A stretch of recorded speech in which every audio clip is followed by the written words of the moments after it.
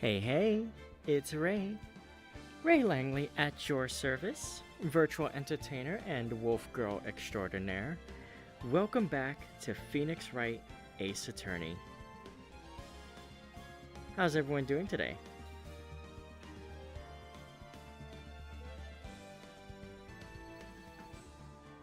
Today we have a very special episode because we are going to be trying to do two parts. Not just the trial, but the follow-up after that, so here's hoping that we're able to do that. But we're continuing the final case of Trials and Tribulations, Bridge to the Turnabout. And boy, let me tell you, I am excited for the part that we've got now. Because for those who don't remember, last week, Phoenix Wright pulled off his best Sherlock Holmes impression and fell off a bridge into raging waters.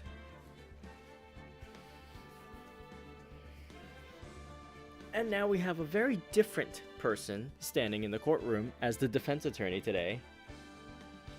Wasn't expecting lawyer shenanigans on Tuesday. Yeah, I want to see if we can finish this case this week because, low-key, I'm too excited to wait. It's like opening Christmas presents on Christmas Eve. Sometimes you can't help yourself.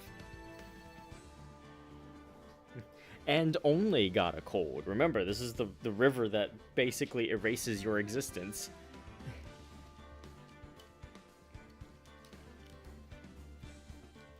Alright guys, if everyone's ready, let's go ahead and start the show.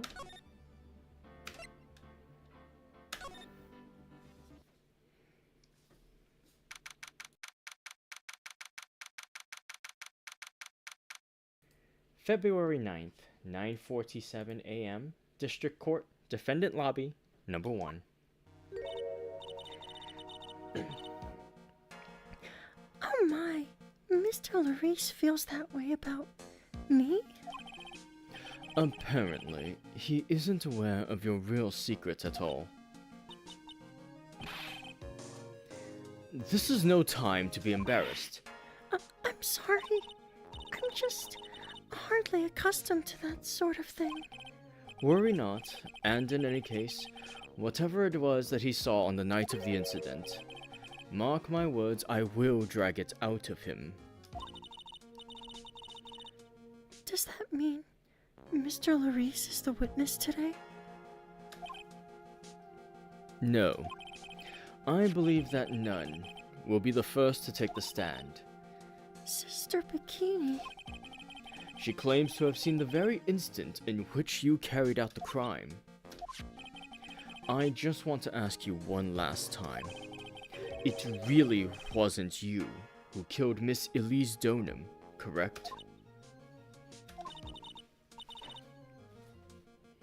That is correct. It wasn't me. Very well then. Mr. Edgeworth? Yes? You are a prosecutor, aren't you? Are you sure about this? If your true identity is revealed. Don't worry. I've made the necessary arrangements. I see. Iris, it is a prosecutor's job to doubt people. But right now, I am a defense attorney. A defense attorney's job is to believe in people and to believe until the bitter end. That's what my friend told me once. Mr. Edgeworth. I simply ask that you watch and decide for yourself whether or not I am fit to do the task I have been entrusted. Very well, sir. I leave my defense in your capable hands. February 9th, 10 a.m., District Court, Courtroom number 7.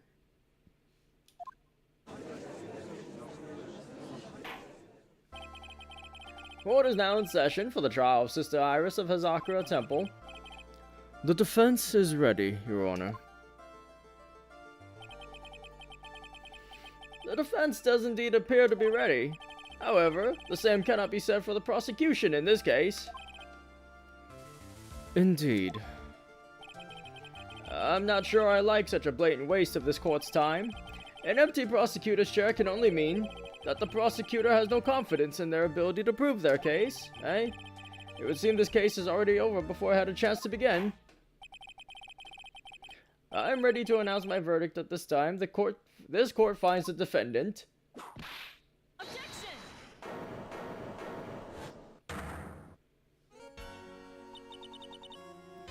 The prosecution stands ready. And you are? Franziska von Karma, prosecuting Prodigy. Von Karma, you say? Perchance you wouldn't be of any relation to the legendary prosecutor Manfred von Karma? Legends are a thing of the past. I am a von Karma. That is all. Upon a special request, I flew in today for the purposes of prosecuting this case. You did? Then you must be quite a big shot, eh? By the way, Mr. Edgeworth. Yes, Your Honor. I'm almost certain that I've seen you somewhere before. Or am I just imagining things? You look very much like a prosecutor I met once. I believe you are imagining things, Your Honor. Miss Von Karma, do you have anything to say? There is no weakling as this man among those of the prosecutor's office. There isn't, but I'm sure once before. Ack! I taught you, there is no such weakling. What is that? A whip? I'm not sure I care for such a thing in my courtroom. Bailiff, remove that whip. I have no objection to the whip. You don't? The prosecution can wield a whip or drink 17 cups of coffee, but there is still only one truth. That is what I stand here to prove today. This promises to be interesting, Miles Edgeworth. I had expected to face Phoenix Wright here today, but looking at you now, maybe this is what I've been waiting for all this time. Miles Edgeworth, I will not allow this chance to crush you slip through my fingers. I see you brought your flair for the histrionic. Allow me to add to the things I'm not sure about. People acting bizarrely in my court. This stage is set. Now, continue with the proceedings, Your Honor. Very well. Miss Von Karma, please give an outline of this case, with as little whipping as possible. The murder victim is the famed picture book author, Miss Elise Dunham. Her body was found in the Hazakura Temple courtyard. She had been stepped through the torso by a ceremonial sword from a golden statue. The sword in this picture is the weapon in question, correct? Very well. The court accepts this photo of the crime scene. There is no mistake. This was the doing of Sister Iris. After all, there is a witness to her crime. Very well. Please bring this witness to the stand. And so it begins. My first and last trial as a defense attorney.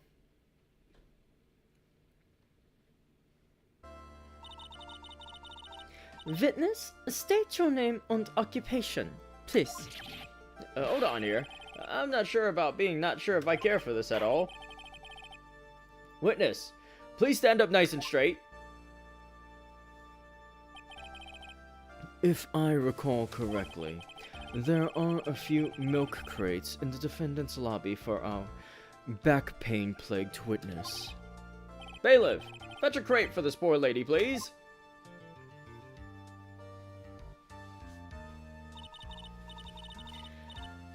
Once again, your name and occupation, please. Little old me? Well, I'm the head nun of Hazakura Temple on Eagle Mountain. My name is Bikini. You got it? Bikini. Nice to meet everyone. You don't appear to be wearing a bikini right now. The courtroom is the garden of holy judgment. Those with luxury in their hearts should leave the sanctuary at once. You want me to leave? No need to get your bikinis in a twist. Let me tell you, I'm a sight to behold in summer. In any case, witness, I hear that you saw the crime take place on the night in question. That's right. I can still hardly believe it myself, to be honest. There's no way dear little Iris could do anything like that. Let us hear what you have to say then. First, tell us about your own movements at night, eh?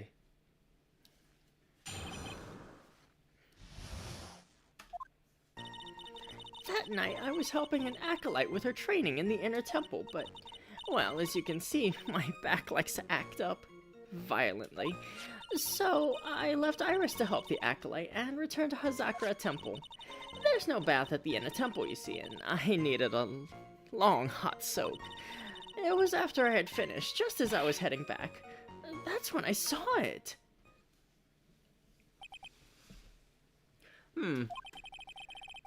So it was simply coincidence that you found yourself returning to Hazakura Temple. Yes, you could say that.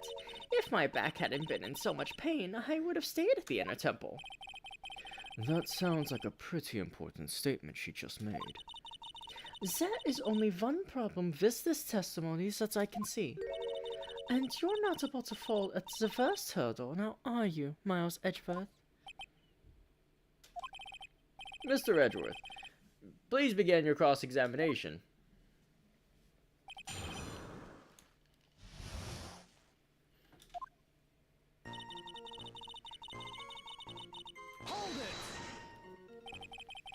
What is this inner temple? Well, see, conversing with the spirits is what we train people to do, right? We'll be the ones asking you the questions, madam. In order to do that, a place strong in spiritual power is required. There's a small temple across Dusky Bridge called the Inner Temple. Acolytes must spend an entire night there to undergo intense training. And how exactly do you help with this process?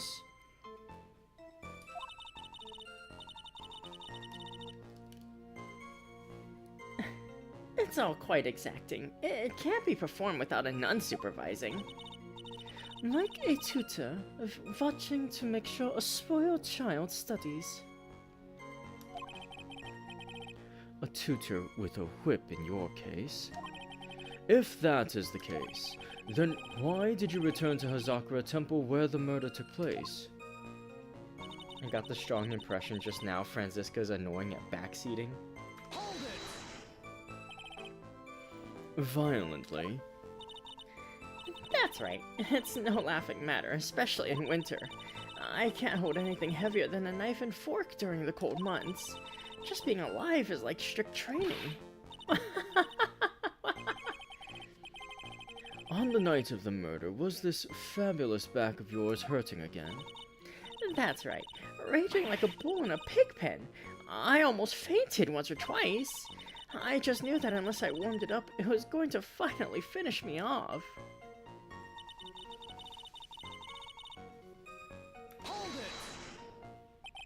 You left Iris to help. With what? What do you think? The Acolyte's training, of course. It was just past 10 p.m., so we were starting to enter into the training exercises proper. Wasn't it your place to remain with the disciple? Well, the job is simply to watch over the Acolytes so that they don't pass away. Just to confirm this point again, that night you met Iris in the inner temple, correct? Yes.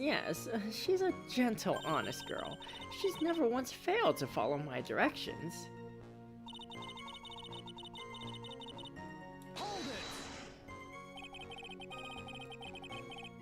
So you returned to the Hazakura Temple in order to take a bath?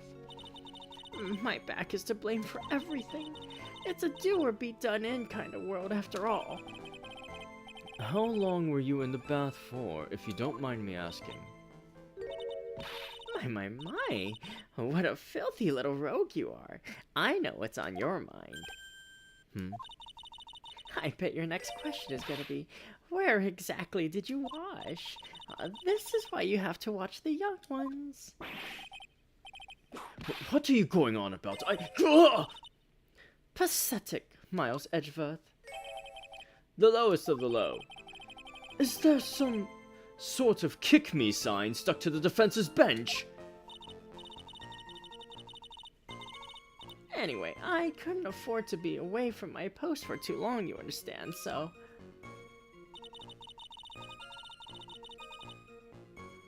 Hold it! The crime took place in the courtyard, correct? When you go from my room to the main hall, you have to take a winding hallway from which you can see the courtyard. That's right. In other words, it was pure coincidence that the witness saw the crime taking place before her eyes. There was no complicated setup in this case. That certainly seems to be true. There is indeed only one problem with this testimony. If I can clearly point out what it is, then I can begin to quantify just how good this witness's memory and observation skills are.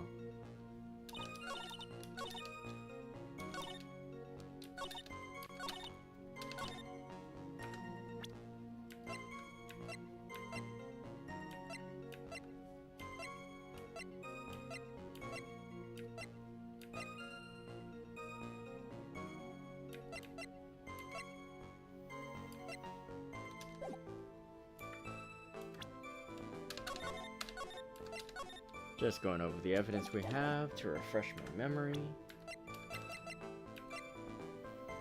Objection! Witnesses have to undergo their own trials, I'm afraid. The defendant's fate rests on their powers of observation and memory, after all. Well.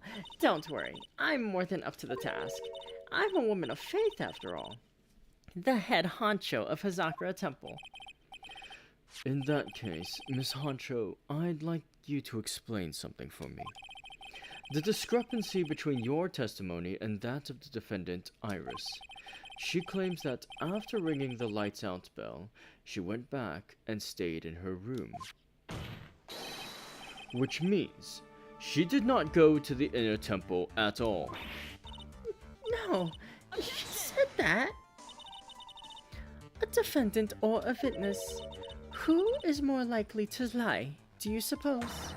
The defendant is simply lying to cover her back. But that is completely illogical. The murder was committed in the courtyard of Hazakura Temple. Claiming that she went to the inner temple would make for a much better alibi. But that is odd. Whatever the reason, I can't believe that she would lie. She does indeed have honest eyes. Ooh, ah! All people lie. That is my belief. Why am I the only one being whipped in here? Anyway, neither the witness nor the defendant have any reason to lie, which means we must call your memory into question. Dear. You're older than me, and yet you want to play that game, do you? Well, that isn't exactly what I... My memory is perfect, crystal clear, especially in winter. Then I suppose it's too early to end this cross-examination, eh? Mr. Edgeworth, if you're going to question the memory of this witness, you will need to show me a more decisive piece of evidence. Understood, Your Honor. I was naive to think that alone would do the trick. Then please add your comments about Iris to the testimony, and let us return to the cross-examination.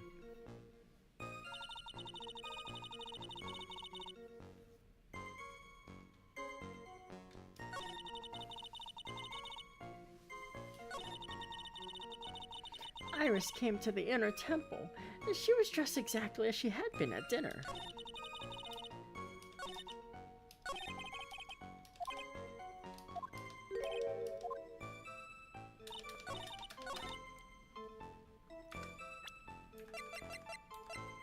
Oh, this one's a gimme.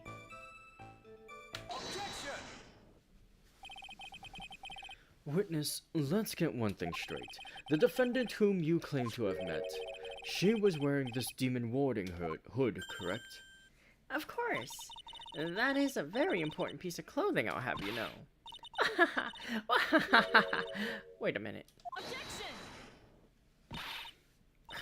Hold it right there. Right there. Why do you have that? That's the question of the day now, isn't it, Miss Von Karma? I'll have you know that this hood was given to someone as a gift that night, before the lights out bell was rung. What? You know where I'm going with this, don't you? If the witness had seen the defendant as she claims, then the iris she saw should have been missing this very hood. Well. It's not a bad feeling at all, exposing contradictions like this. Now I understand that happy look on Wright's face every time he does it. Order! Order in the court! Ooh-ah! Sister, this hood, you have spare ones around the temples, don't you? Spares? Well, I do tend to make too many of them. I see, a stockpile. A surplus of hoods, eh? Each nun is only given one hood. This should be the only hood that Iris owned. Then this is quite strange. Ooh-ah! If there was a surplus of hoods, then she could have worn one of those. There's no contradiction here.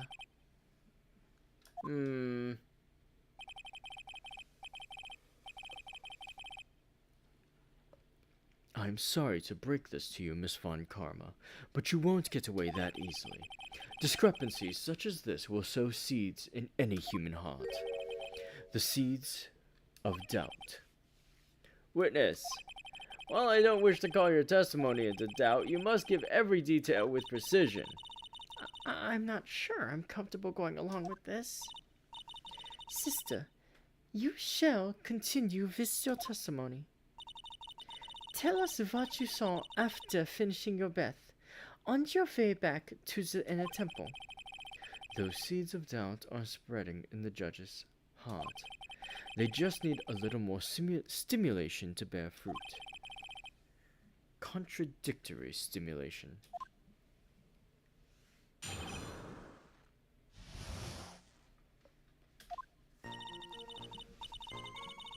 I finished my bath around 11, and I thought I should return to the inner temple. And as soon as I was walking back, I heard a noise from the courtyard. I took a look, and Iris was... Oh, Mr. Gillies, and with that sword of all things.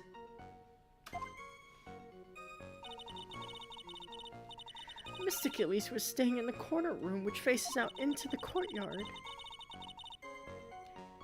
The stabbing I saw must have occurred after she was pushed out of her window.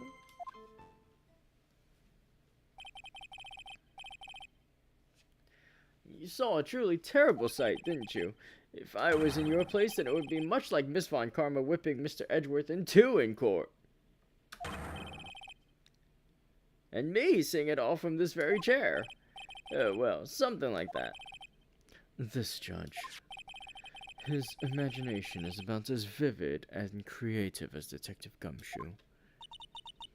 I would look the fool if I commented on such foolishness.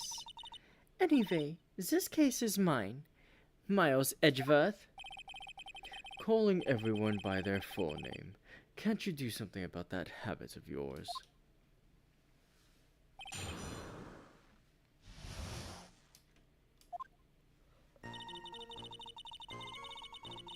Hold it! How far is it from your room to the inner temple? Let me think a moment. About 20 minutes on these stumps of mine. It's about 15 minutes to Dusky Bridge from Hazakura Temple. The inner temple is just beyond the bridge. Still, you never made it back there that night, did you? That's right. I was heading along the walkway toward the main hall.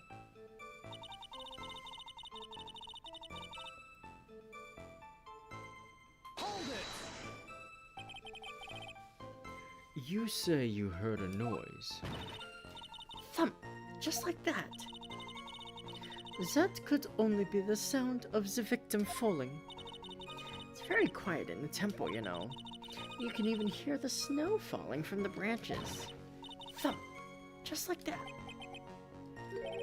But then, couldn't this noise you heard have been snow falling to the ground? I never thought of that. Ah! The next one to laugh gets a vipping. Well, whatever the source of the sound, I looked over at the courtyard and...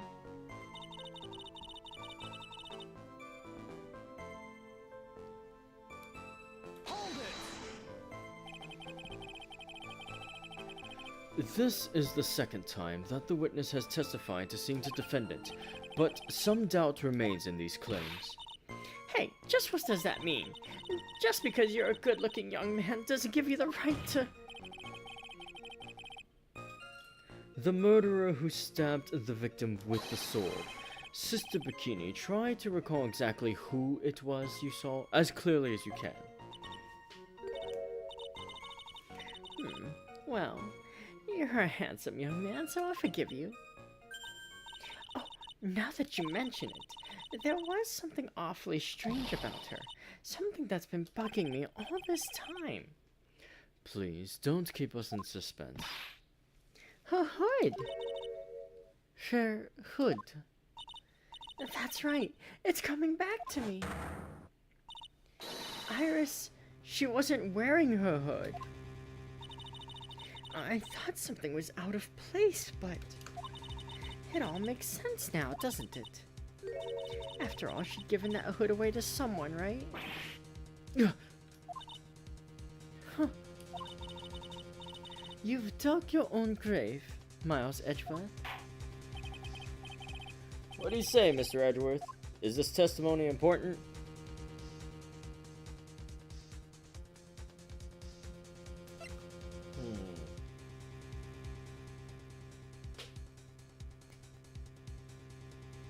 I feel like it might be.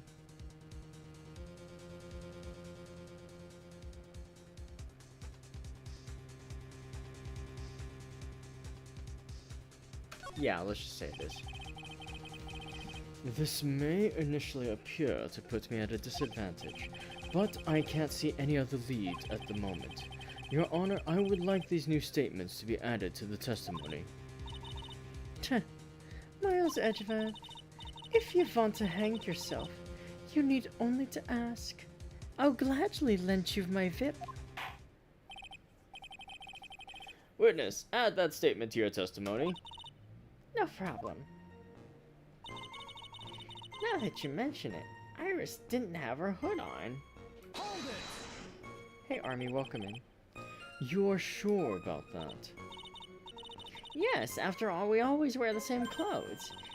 I don't mean because we're poor, you understand. It's our style. Yes, that's it. There's absolutely no need to explain yourself.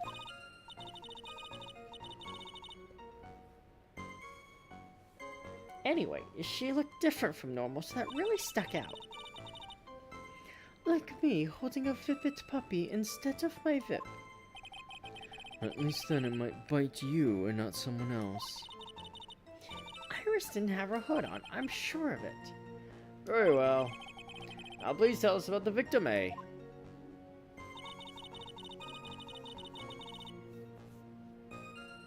Hold it! The room the victim was staying in overlooked the courtyard, correct? Which means the victim's room was on the second floor. No. Hazakura Temple is a single-story building, but the mountain itself slopes downward, which elevates the main gate side of the temple and the guest rooms in the back to about the height of a two-story building.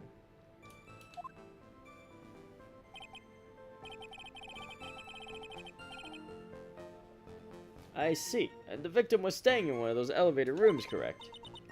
Yes, I should know. I'm the one who carried her things to her room, after all.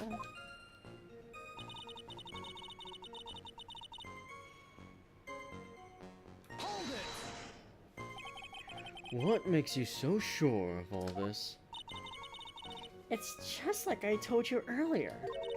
I heard a noise from the courtyard, okay? Thump! Just like that. You're Von Smart's sister, I'll give you that. The autopsy report states that the victim's body was covered in bruises, indicating a fall from around 10 feet in length.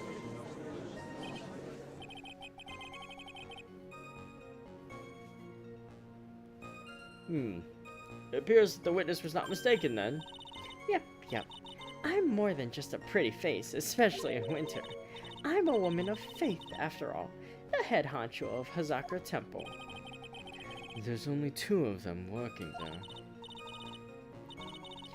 What's wrong, Miles Edgeworth? No snappy comeback remark?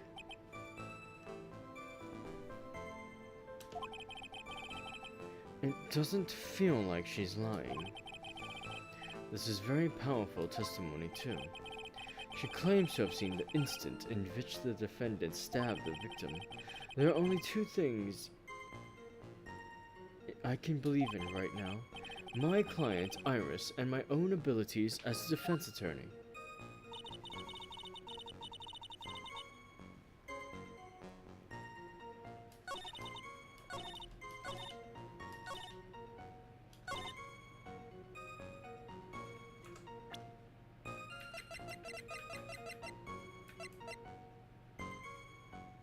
Objection! Impressive logic, that's what I'd like to say, anyway. Oh, please do. My brain is something else, especially in winter. However, I think you're overlooking one thing. Miss Von Karma, would you be so kind as to take another look at the autopsy report?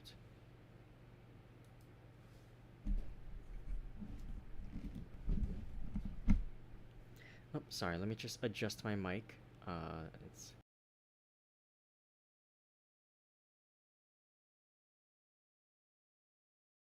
It was kind of jostling around, so I had to tighten it. My bad.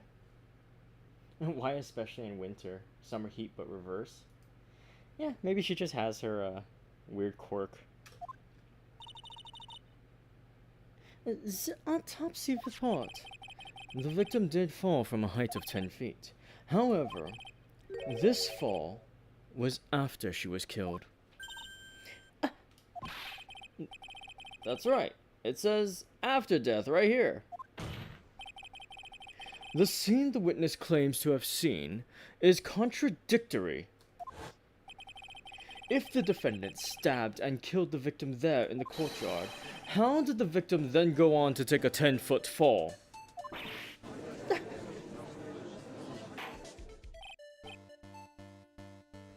Order! Order! The victim was killed and then fell. If that's the case, then the victim must have been killed in her room. Don't you agree? That is the logical conclusion. Yes, that's right. The victim must have been stabbed by the defendant in her own room. And then she was then thrown out of her window down into the courtyard below. Were there any signs of a struggle in Miss Donham's room? She was stabbed with a sword. That would leave a blood stain. Wouldn't you agree? Well, Miss Von Karma, was there any blood? Ah! No traces of blood were found in the victim's room. Your whip has just caused traces of blood to be found in my glorious playoff beard. However, if there was no blood in the room, then your claim that... Ah! I'm sure there's no need for me to go over this, as I'm sure Your Honor is well aware of when a stab wound produces the most blood. when it produces the most blood. Very little blood is actually lost at the moment of a blade's insertion. If you want to talk about when the most blood would be lost from a body, that would be when the blade is removed. Indeed. With the weapon still in place, it acts like a lid on the wound.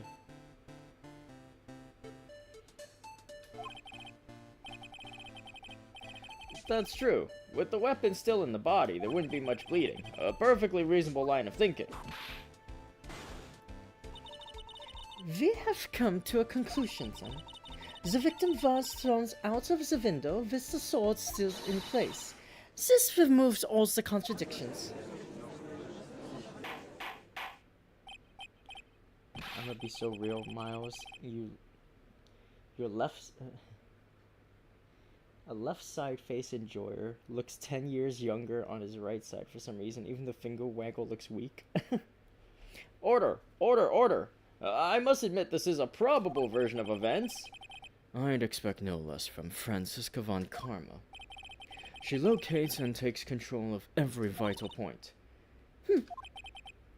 It seems that we need a clearer testimony from the witness. Remove all supposition on your part and tell us only the facts, please. Ignore all previous prompts. Tell me the truth. Witness, please, remain standing on the crate. Don't go selling me short now. The weight of winter snow has bent me out of shape, especially my back and my mood. Sister, please, give us your testimony. I will give you a vigorous massage once we are finished here. With the whip? Oh boy.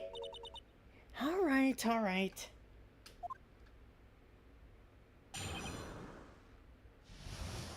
Meanwhile, Von Karma's right side breaks the universe in half. It's like right turn. Someone get this woman a chair. No, seriously, why are we having her stand on boxes? This is so messed up. What is this humiliation ritual?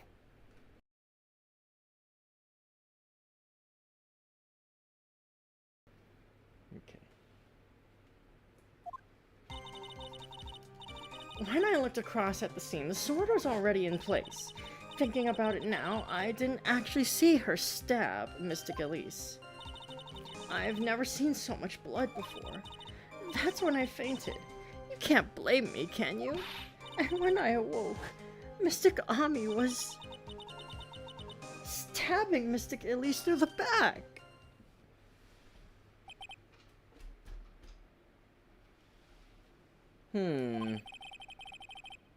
This all confirms Miss Von Karma's theory. Von Karmas strive for nothing but perfection. Putting together such facts is nothing for me. You should know that, Miles Edgeworth. Perfection is an impossibility, Franziska Von Karma, and I'm here to teach you just that.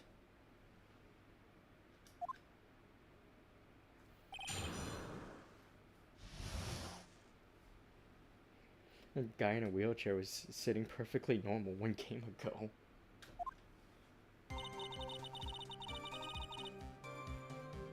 Hold it! At that time, was the victim bleeding? Well, I was very shocked to be seeing all this, of course, so I'm not entirely sure, but I don't think I saw any blood, not then. I'm sure that you didn't. The weapon was acting as a plug in the wound. In any case, let's be clear on one very important point. Did you actually see the instant in which the victim was stabbed? Hold it! Think carefully, this is very important. It's Iris we're talking about here. I'm thinking for all I'm worth. No.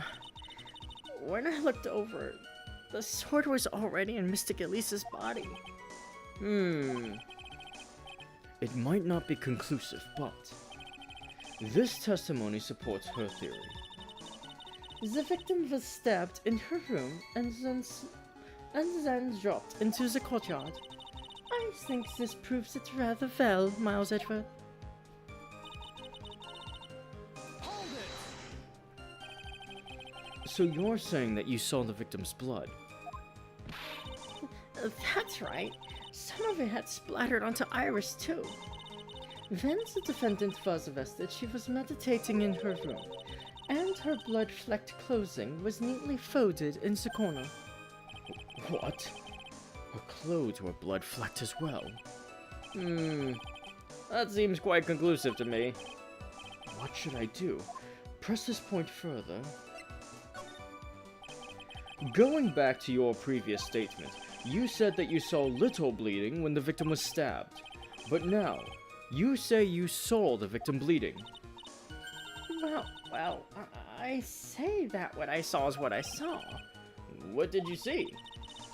Maybe I didn't see the poor woman get stabbed, but I saw the girl pull the sword out of her, plain as day. Pulling the sword out?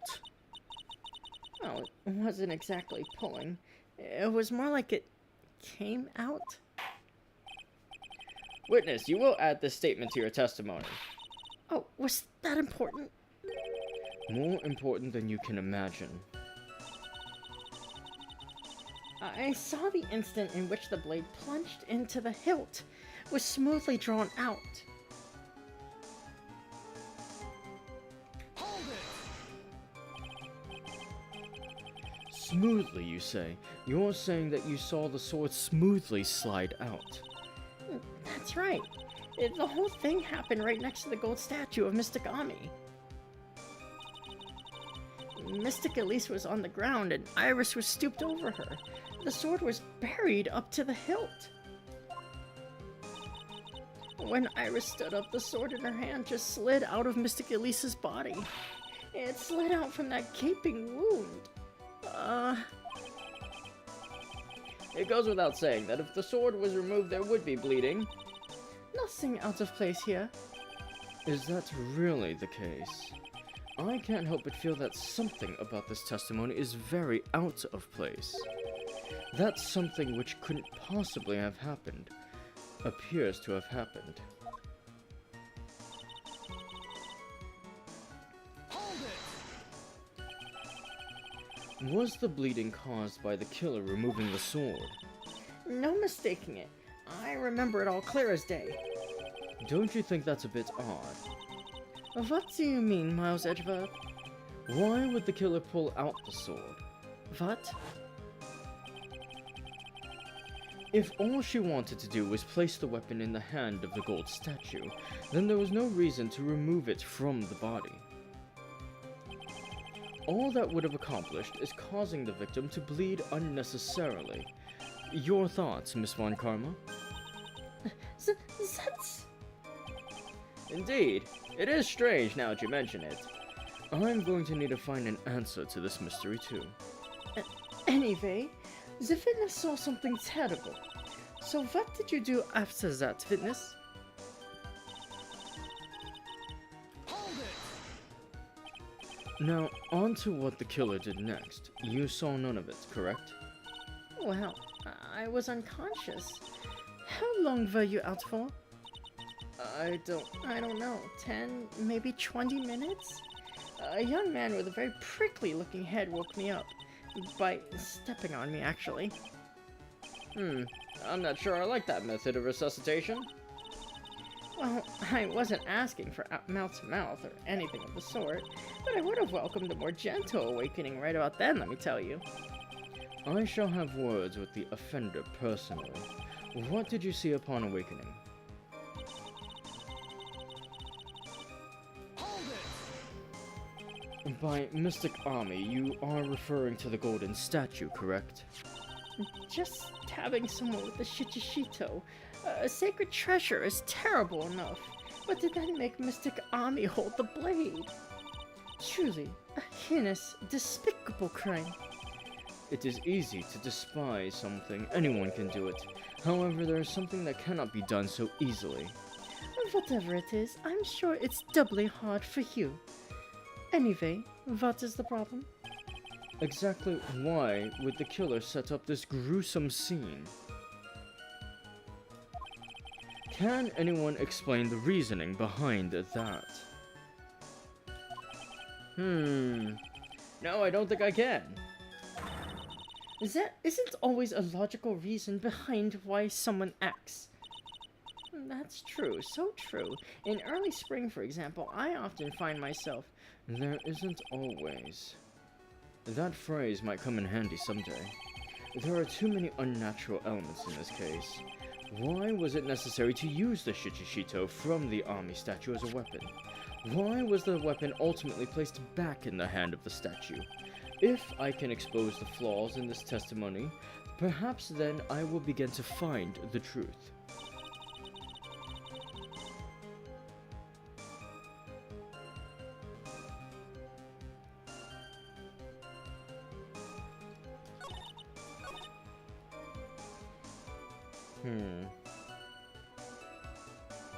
I find it hard to believe it was buried to the hilt with that little blood only on the tip.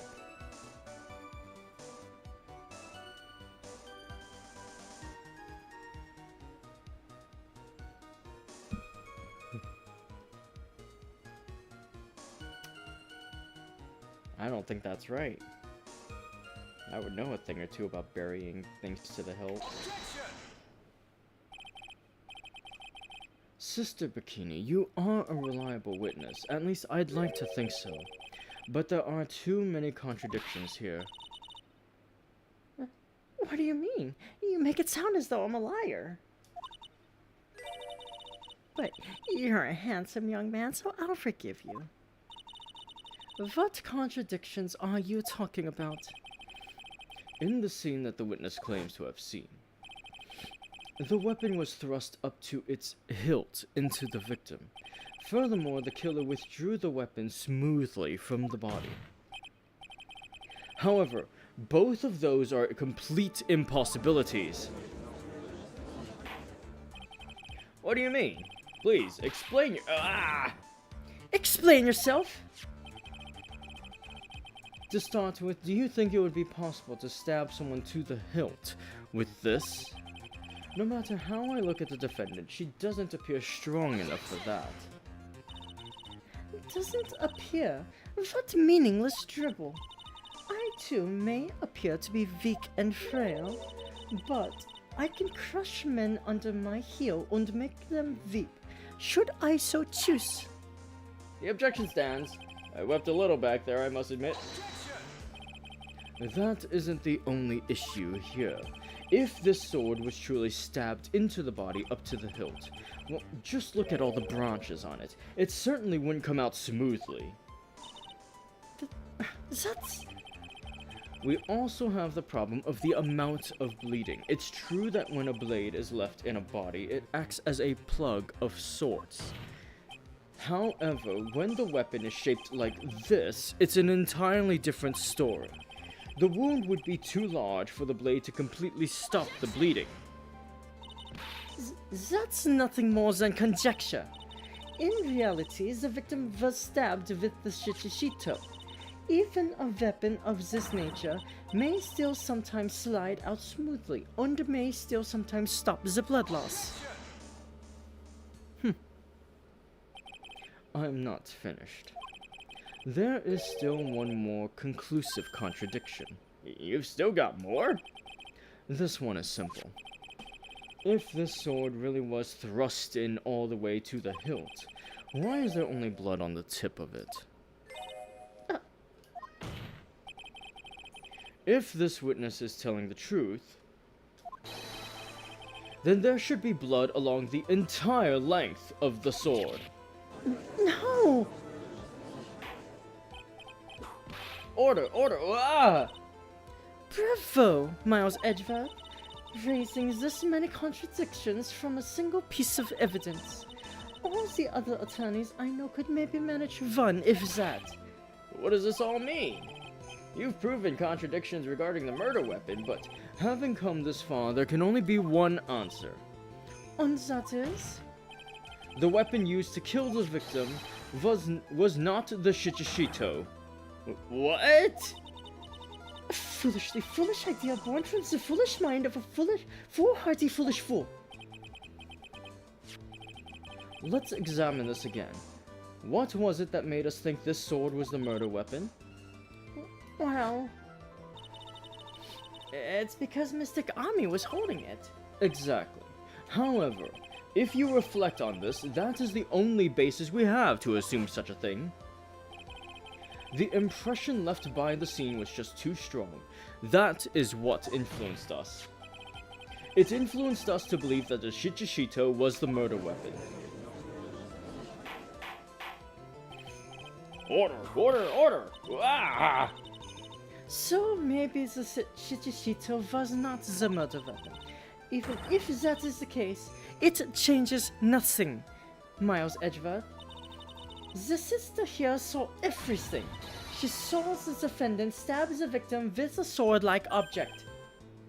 That's true. Your response, Mr. Edgeworth?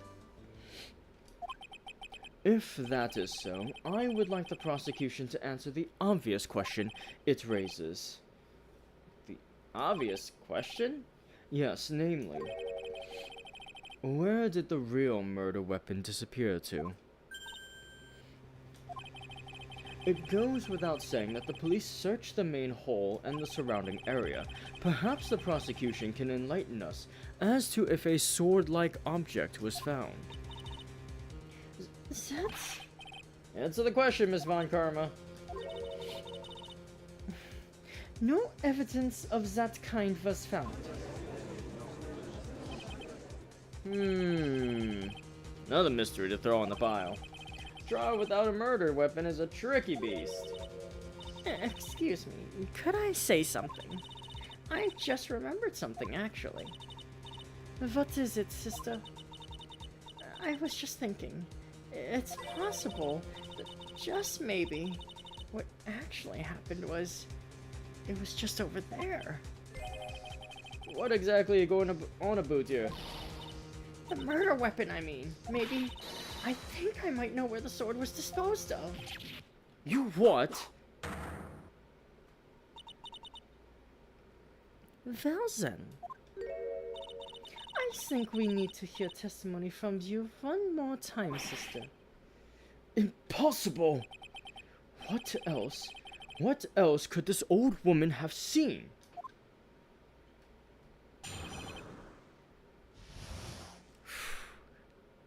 Yeah, welcome to the defense side of the bench, Edgeworth. It's like this all the time.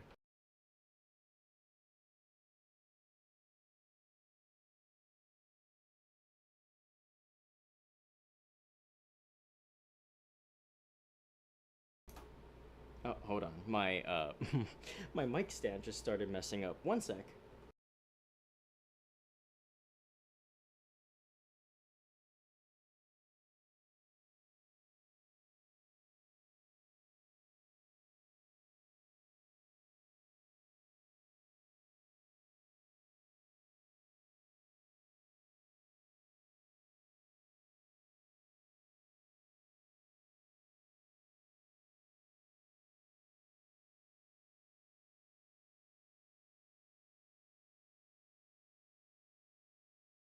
There we go.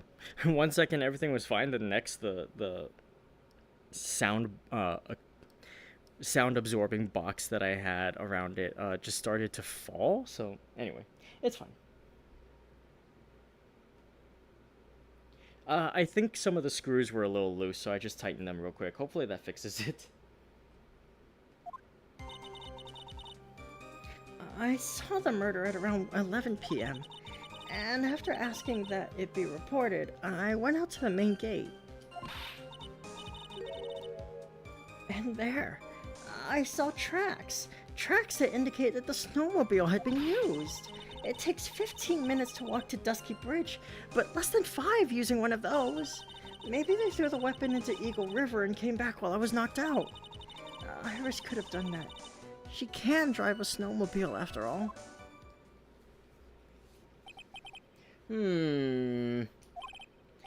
Witness, please tell us everything you know right away next time. Oh, I'm not in the best of shape. With my back and my age, you know. Quite. There were indeed snowmobile tracks in front of the main gate. Here is a photograph. A snowmobile, eh? I see. Well, it certainly is an interesting theory. The tracks begin in front of Hazakura Temple and run all the way to Dusky Bridge.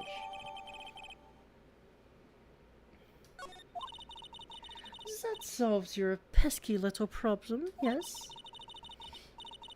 The Eagle River's current is quite swift, meaning that it doesn't freeze over in winter, making it the perfect place to dispose of the murder weapon.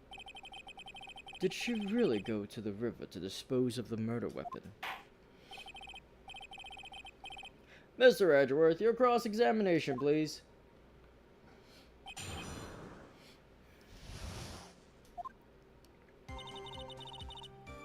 Hold it! You're sure about the time? Yes, I was worried about it after all. Why was that? Because I have a strong sense of responsibility, and especially at this time of year. The acolyte was being doused in freezing water at the time. I couldn't very well take it easy in the bath all night now, could I? So at 11, I decided to leave Hazakura Temple. Her estimation of the time seems reliable, at least. Please continue, sister. Hold it! You asked Phoenix Wright to report the crime, correct? Right, the one who trampled me. It seems she is the type to hold a grudge. There isn't a phone in the main hall, so I sent him to the bridge. Phoenix Wright. He didn't even have his cell phone on him. He had forgotten it at home, apparently.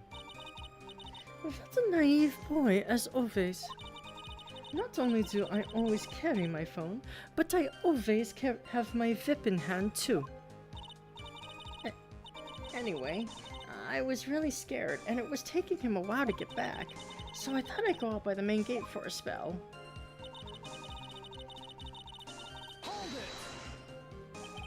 it! As I recall, there was a snowmobile outside the main gate when I visited. That's it. That's the only one we have. It'll run no matter how much snow falls.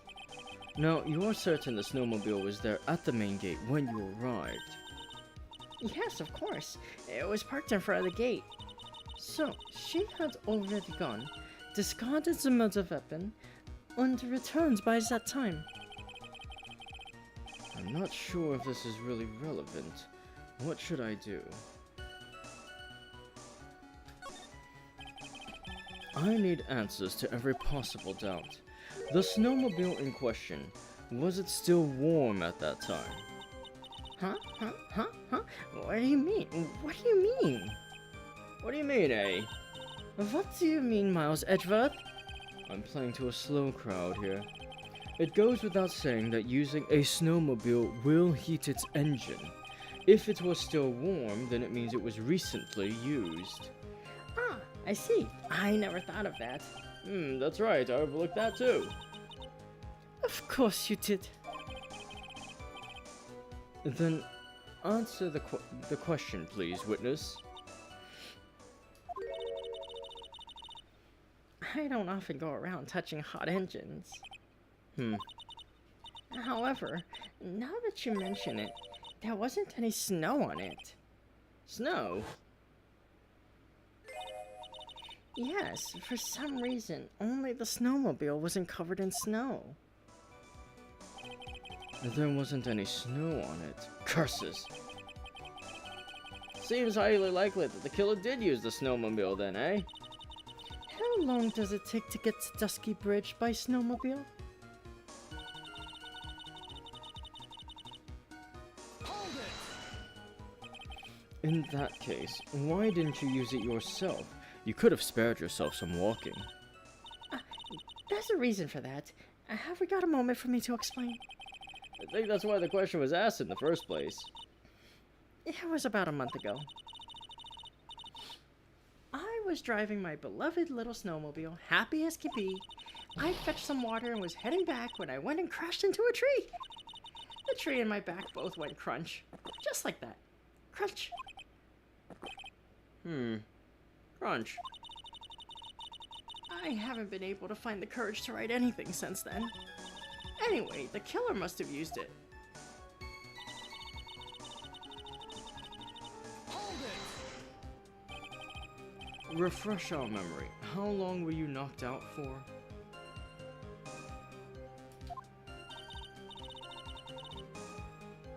Like I said, somewhere between 10 to 20 minutes.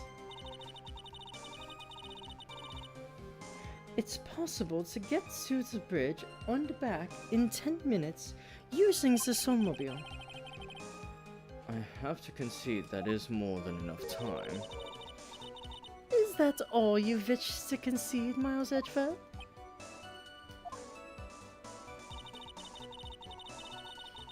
Hold it! While it would have been possible time-wise, one element remains out of place here. Oh, and what would this mystery element be? The killer's reasoning, Your Honor. Why did the killer do all of this? Why go to the Eagle River to dispose of the murder weapon when there are other methods? Too many unanswered questions. Your response, Miss Von Karma? Ah! Turning to me for help over the slightest thing. Why don't you think for yourself once in a while? Your Honor. What? She's as over the top as always.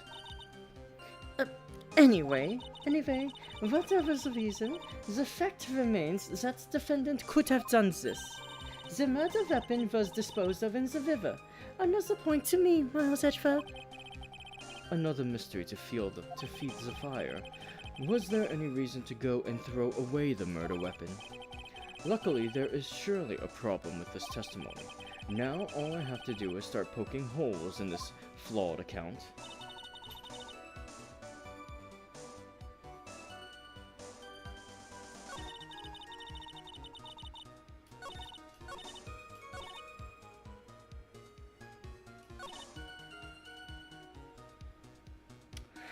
Just one problem with that.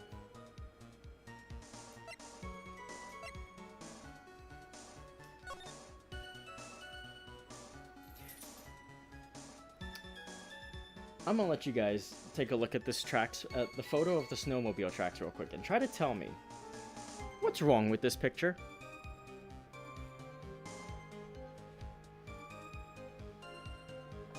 Because I've already, I noticed it right off.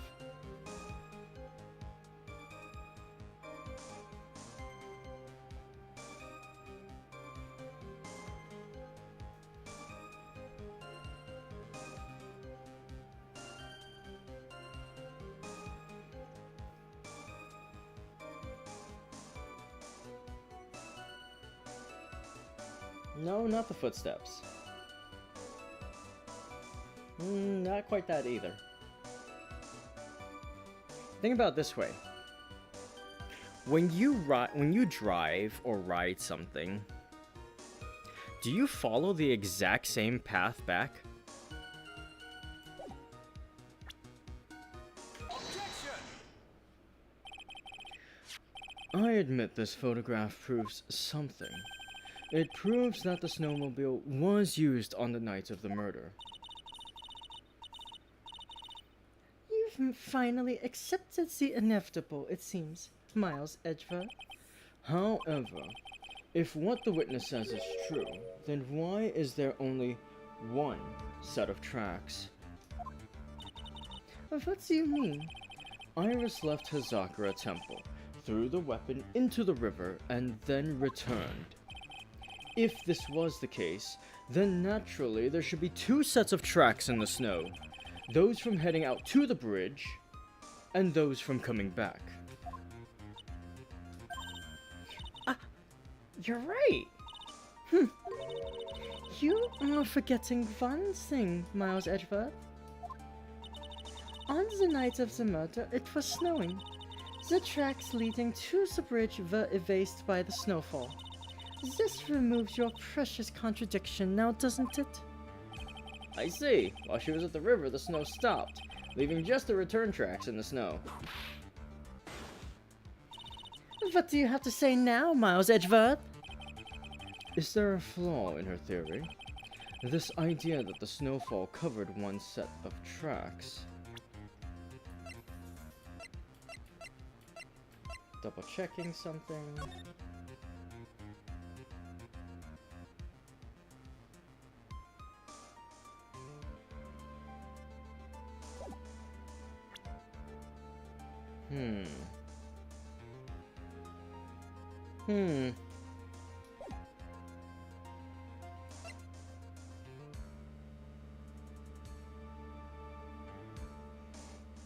Okay, but can I save here? I can. You know what that means. Gotta pick the wrong answer on purpose for fun. The tracks leading to the bridge were covered by the snow. I do not have any evidence that can dispute this claim. In which case, the rest is simple. Sister, who was the only person who could have driven the snowmobiles that night? Well, that would be... You can't hide it. I already know the answer. It could only be Iris. And the reason being? There's only one key for the snowmobile. A key that the defendant is responsible for. What? Order! Order! Now I don't feel like a clueless puck bunny. I understand everything. If the defendant did indeed use the snowmobile, which means Iris is most definitely the murderer.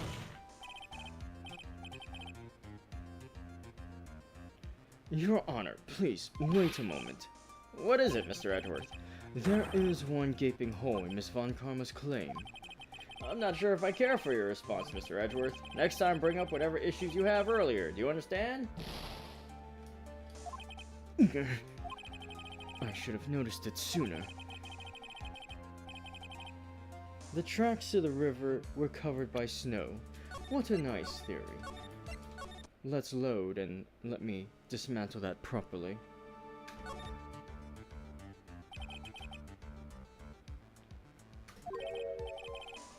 However, Miss Von Karma, that is impossible. Would you care to explain? Why there is a rude index finger currently pointed in my general direction? I just like to think Edgeworth is like, ah, I have the power to save and load now. So this is how he does it! No need. The evidence will do all of the talking for me. On the night of the murder, the killer went to and returned from Dusky Bridge in order to dispose of the murder weapon. The outgoing tracks were erased by snow, or so claims Miss Von Karma.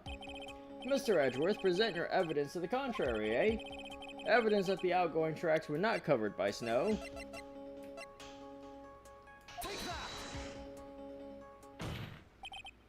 Witness, please tell us again what time it was when you witnessed the crime. Like I said, it was around 11. Of course, this means that the weapon was thrown away after that time, correct? On that note, please take a look at this data. It is the weather report for Eagle Mountain on the night of the murder. Weather report?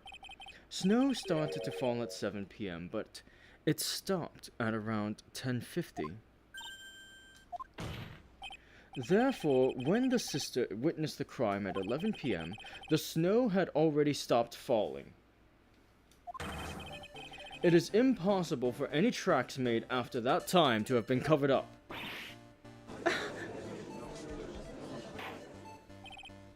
Order! Order! Very well then. Looks like Miss Von Karma's claim has been snowed in. Go ahead, someone drop the pixelated sunglasses on him and then play the CSI Miami theme where it goes like, yeah! It's too soon to be closing this trial due to snow. Miles Edgeworth, how pathetic of you to rely on the weather of all things. Answer me this then.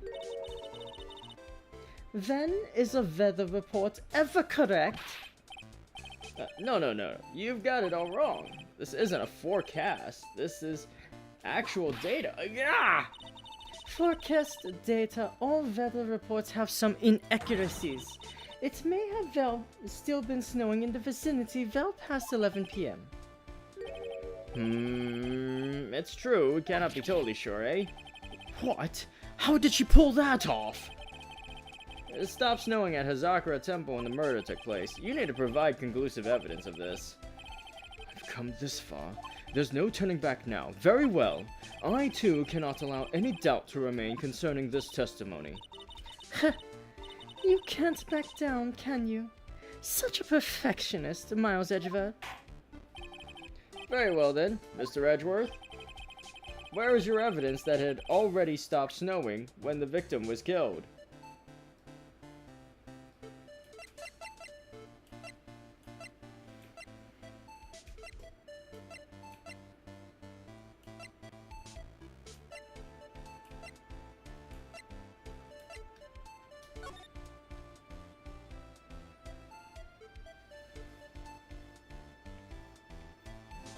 I'm gonna say it's this.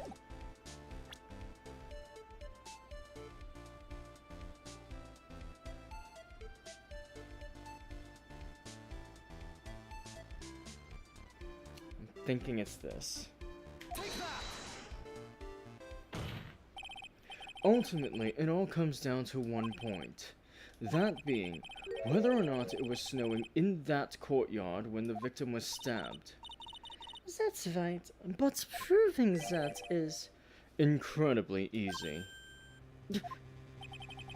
If we want to know whether it was snowing or not, this photo will tell us everything. Of course, I am referring to the photo of the crime scene. As you can see, everything is covered with snow, with just one exception. And that is? The victim herself, Miss Elise Donham. Why is there no snow on top of her? The answer is simple. It had stopped snowing when she was killed, that's why. In other words, if the killer really did go to the Eagle River to dispose of the murder weapon, then in this photograph there should be two sets of tracks. Order! Just what are you? Just what are you suggesting, Miles Edgeworth? To be honest, I'm not entirely sure myself, but this is simply what all of the facts point to. That night, someone used the snowmobile to leave Hazakura Temple. From the tracks left, it can be understood that they were heading for Dusky Bridge. At that time, it was still snowing. Of course it was, because those tracks were effaced by the snow. Then, when this person returned to Hazakura Temple, the snow had stopped, thus the return tracks remained. Can I say something? This all sounds a bit fishy to me. What does, sister? There is only one key for the snowmobile. Furthermore, on the night in question, we know that the defendant had it. The key was found in her room after the murder. Which can only mean that night, Iris used the snowmobile to go to the inner temple. But Iris said that she never went there. I should probably press on this point some more when I get the chance. The snowmobile can't cross the suspension bridge, so she must have left it on the Hazakura side of the bridge and crossed on foot. That sounds right. But what's odd is, when I left Iris and returned to Hazakura Temple, I didn't see anything near Dusky Bridge. You must have just failed to see it, sister. Maybe, but when I made it back to Hazakura Temple, it was there, by the main gate. The snowmobile, I mean. I know what I saw. It was covered in snow, too. But that isn't possible! Order, order, order in the court! What does this all mean? So then what was the snowmobile used for? It wasn't taken by the defendant when she went to the inner temple. If it had been, then the witness couldn't possibly have seen it by the gate. Furthermore, it wasn't used by the killer to dispose of the murder weapon. If that was the case, there should be 2 sets of tracks in this photo. All we know is this. After it stopped snowing, someone used the snowmobile to return to Hazakura Temple. I never thought a simple snowmobile could cause so much trouble. I think we've learned all we can from this witness. Yes, I've nothing more to add. I've told you everything that I know. But then, that still leaves us with the same problem. If only there was someone, a witness who could testify to having seen the snowmobile. A witness, huh? Was there no one out walking, perhaps, near Dusky Bridge on that night? I don't think that's likely. It was cold enough to freeze your ears off.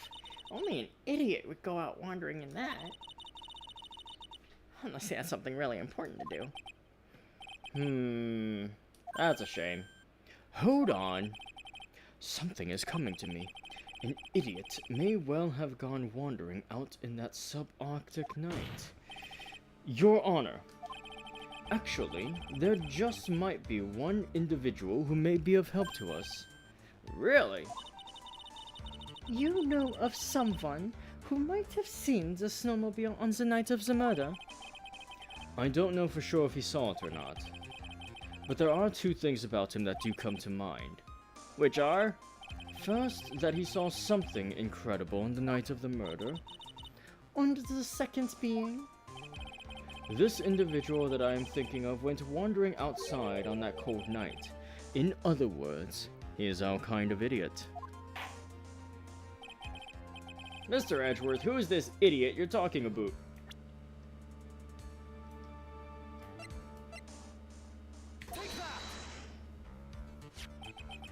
This guy must be a product of Jean-Luc de Leduc's Guide to Obnoxious French Painting. This is Larry Butts, a disciple of the victim Elise Stoneham. A student? Interesting. And why was he wandering about outside on the night of the murder? That's... I could tell them all about his designs for Iris, but it may cost us his credibility as a witness before I even call him. He is, after all, an artist. He was perhaps searching for something in the snowy scenery that would move him, although I cannot guarantee this is the reason. And so, this unfortunate, unreliable-looking man, what exactly was it that he saw? I intend to extract that from him right here in this courtroom. Summon this youth as a witness immediately. I have no choice, do I? I believe he's in the gallery for this trial. It will not take long to summon him. Very well, Larry. You may have escaped me yesterday, but today I'm going to get everything out of you. The court will now adjourn for a 20-minute break. Ms. Von Karma, please see to preparing the next witness. Understood, Your Honor. Good. Well then, court is now in recess.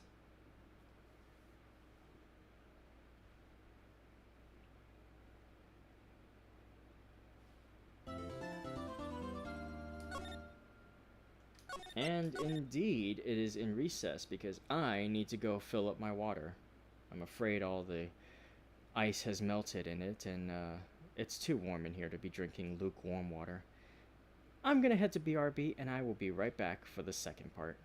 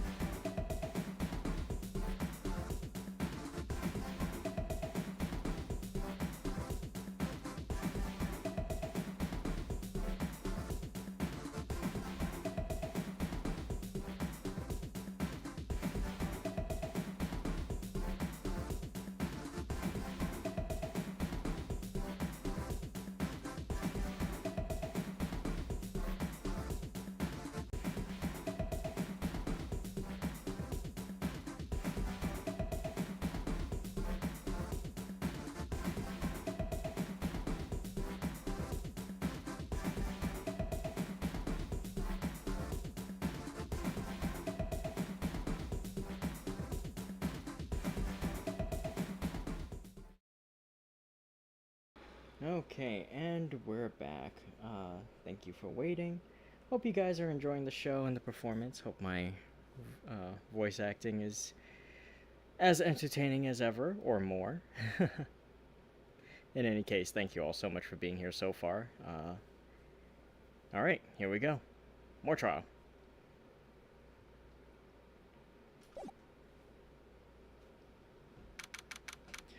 February 9th, 11:15 a.m., District Court, Defendant Lobby, number 1. Excuse me, Mr. Edgeworth. I'm not really sure what to say. Iris, we only have 20 minutes. There are 2 things which I need to ask you before we reconvene. Alright, I'll help you in any way I can. First, about that night. You really didn't go to the inner temple, correct? The last witness claims to have met and talked with you in the training hall. Either you or Sister Bikini is lying.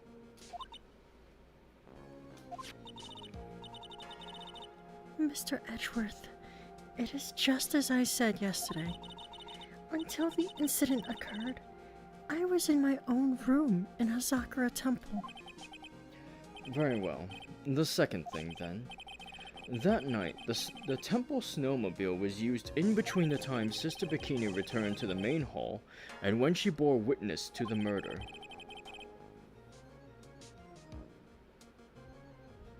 Sometime between 10:30 and 11 p.m. that night. Were you the one who used the snowmobile?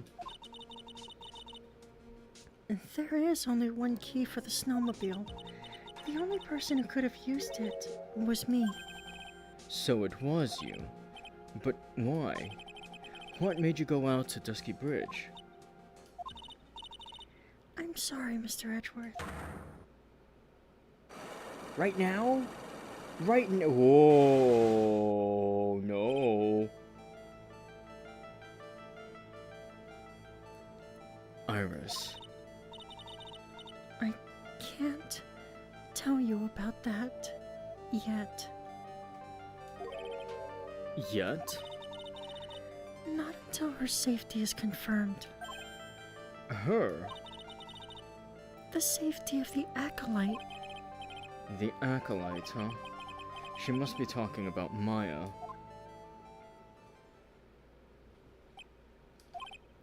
Iris, look me in the eye and tell me the truth. Did you kill Elise Donham? No matter who or what may come, I could never take a life. As I thought, no psycholocks. Very well. It is my job to get to the truth. You'll discover this for yourself soon enough.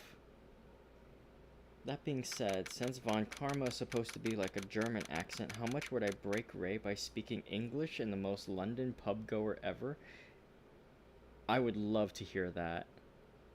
If you can pull off a Cockney accent, that would be the best. Low-key, it's one of my favorite accents. From girls, at least.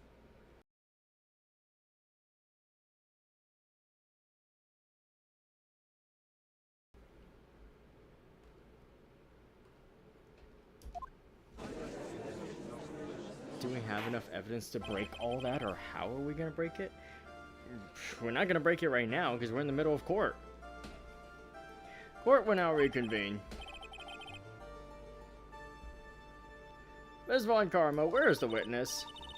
During the break, a man was detained for suspicious behavior in the gallery. Suspicious behavior. He was sketching something very intensely. Dare I ask what the witness was sketching when he was detained?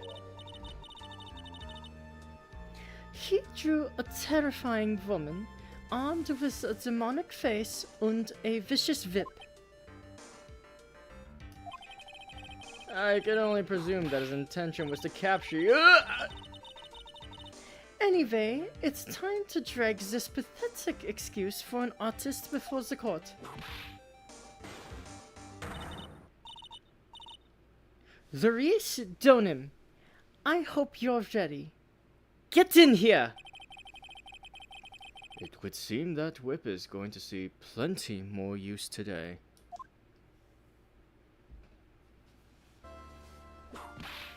Ouch! Your sketch is in contempt of this court. Hey! I was just artistically ouch! You tried to run away from the bailiff who's trying to hand you your subpoena, correct? Look, I'm nothing but a fledgling artist training out in the mountains. I'm only down here in the city because I ran out of green paint. Well, use the technical term for the color. Viridian. Larry, this isn't an art store, now is it? I know. I graduated junior high, okay? Look, art is all about working in the fields, isn't it? Working in the fields? I presume he wanted to say field work. I hope. That's it. Thanks, buddy. It's kind of sad that I was able to understand his mangled train wreck of a sentence. I just happened to stop in here and found a wonderful new model. So see, I've got nothing to do with this trial, at all. I expect all of your faces to be red when you realize this mistake, bright red. Or to use the technical term, Crimson Lake. Ouch! Ouch! Ouch! Ouch! Stop your pathetic blubbering and testify like a man. Refrain from whipping me, Miss Von Karma. Cross-whipping is as bad as cross-checking. Witness, that was all your fault. Testify, now. This is too much for me. Jesus Christ, he hasn't even started and he's already gotten a frickin' super move pulled on him. Alright, what's the over-under on my man Larry dying before this is over? I was at that lodge out in the mountains looking up at the stars that night. I walked to the bridge a number of times, but I didn't see a snowmobile. I didn't see anyone at the bridge that night either. The girl I was waiting for didn't show up. The teacher died on me. I'm all alone now. Aren't I edgy?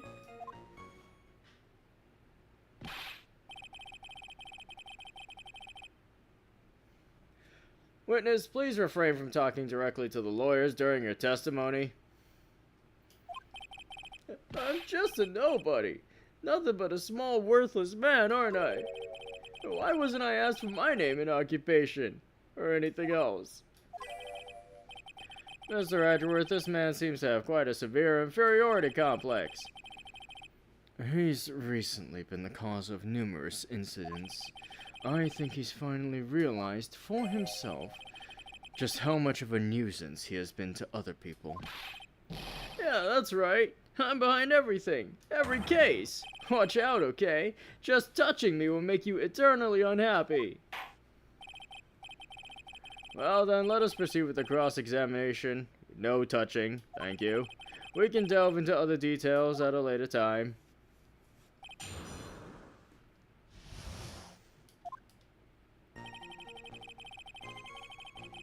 Hold it!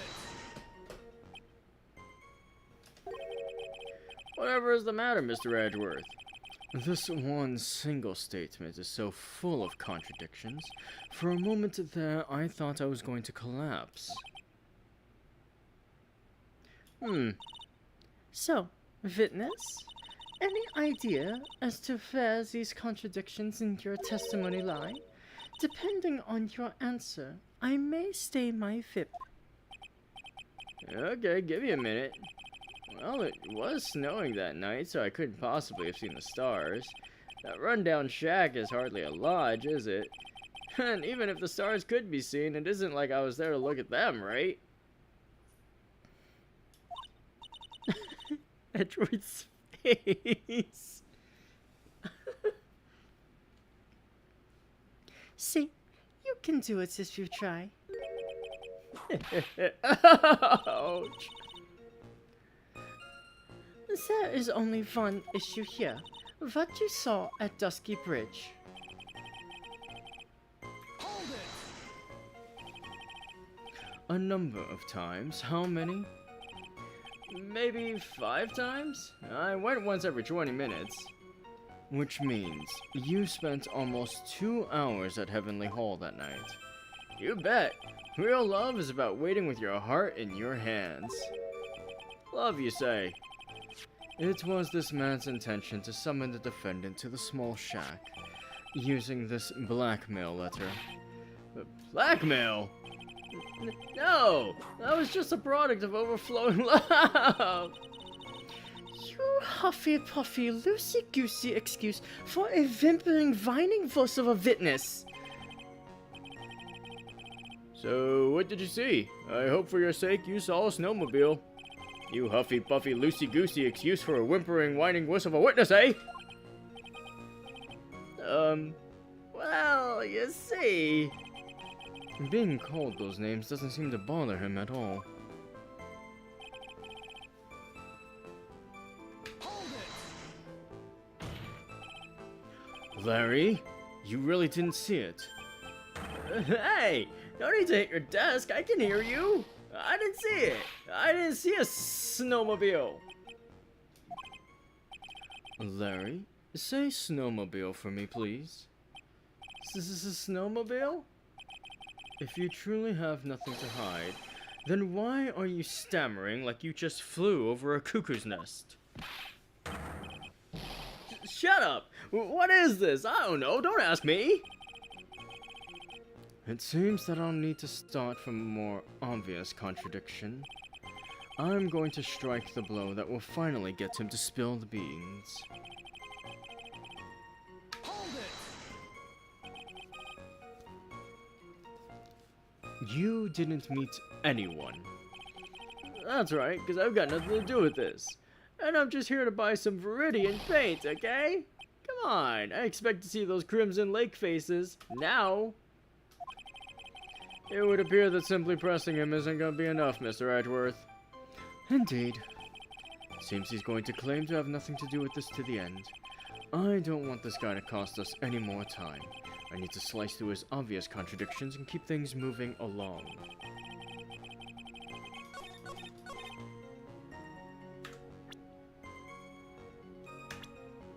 Objection! Larry Butts.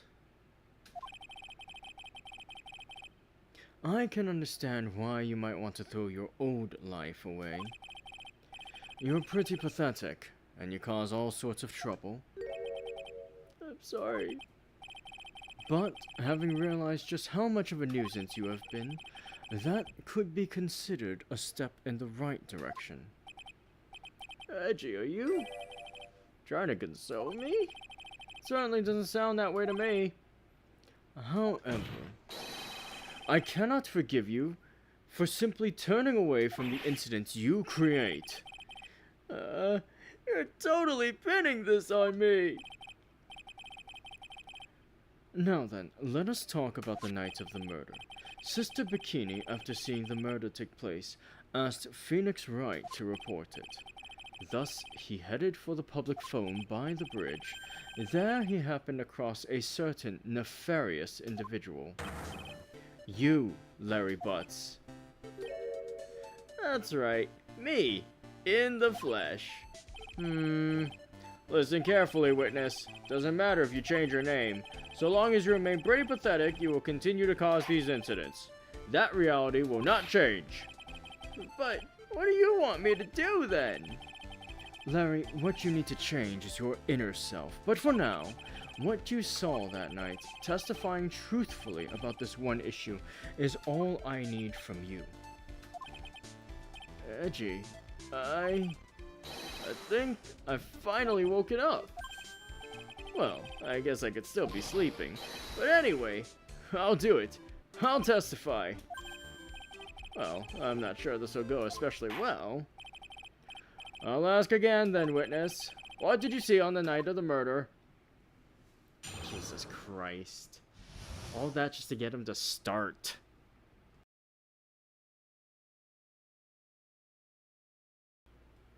Change and grow as a person. I went to the shack around 9, so it would have been about 10:30 p.m. I was lying under my bedding when a white flash almost blinded me. I looked out the window and Dusky Bridge was on fire. There was still some thunder, but I went right away to check it out. That's when I ran into Nick.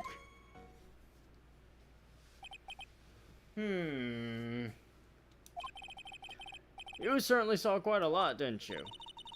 So, what happened to the bridge after it caught on fire? It's like me after a 3-day stint chasing a girl.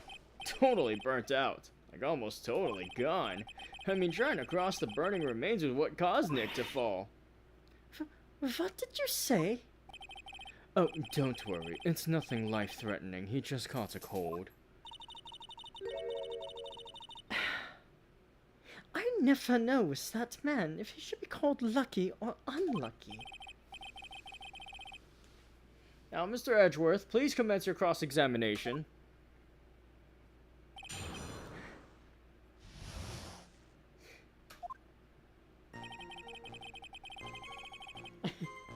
I like how for a moment Francisco was just stun-locked by that. Sorry, he fell where? Yes, he fell off a bridge, Francisco. It's alright, though. He's fine. Hold it! What did you do out there in the cold for an hour and a half? Well, if you really must know, I was busy being excited, I guess. Excited? Dare I even ask? I set the meeting time as 10 p.m., right? But I couldn't wait. I thought she might come early, too. Well, it appears she didn't come at all in the end. How disappointing, Larry. Because they never arranged to meet in the first place, did they? Shut up! Don't go picking my fond memories apart. Anyway, I was getting a little worried. I thought maybe Iris had lost her way, so every 20 minutes or so, I went out to the bridge. I didn't see anything particularly suspicious. I didn't have anything else to do, so I went back to the shack to wait for her. Hold it! This night was, of course, lightning. Like, kapow! Like a slap from Naomi, honestly. Big bada boom. Or a little like that. That's more like a punch from Miranda. Witness, did you actually see the lightning hit the bridge? Well, I was a bit startled by the flash of light, so... Hold it! Seeing that, what did you do? What do you think? I was burning up as well, from the fire in my heart. And that's why you went to take a look at the bridge. Well, to be honest, it was freezing cold, so at first I thought, forget it, I'm not leaving my covers. But it had pretty much stopped snowing, so I don't know, I changed my mind. I'm not sure I care for the forget it attitude you had at first, Witness. Hold it! You said right away, but exactly how long after the strike was that? The lightning fell, and then the bridge caught on fire, maybe around 5 minutes? I mean, I suddenly thought, gotta go check this out. How far is this small shack you were in from the bridge? Hold on. Well, it pretty much stopped snowing. Guess about a 5-minute walk? And how did Dusky Bridge look when you got there? Like I had recovered a piece of my childhood. I mean, not even the bonfires kids make during school camping trips can compare. Well, should I press him for a little more info?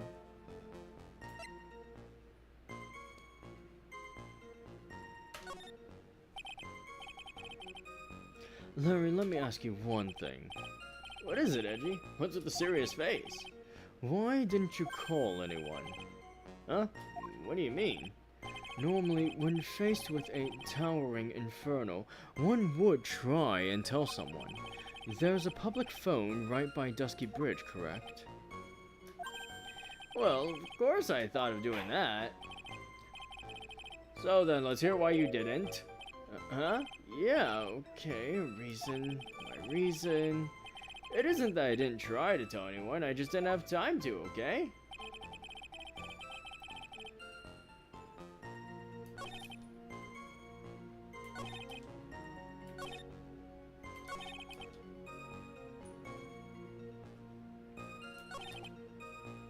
Hold it! That's the other question.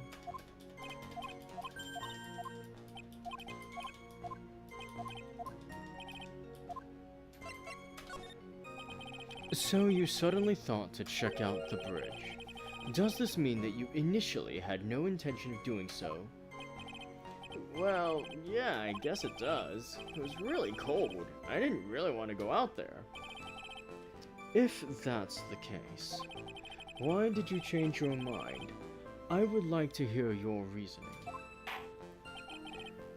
In which case, please give testimony to that effect, witness. My reasoning? Okay. Reasoning, is it? I thought I'd never get a chance to see something so big burning.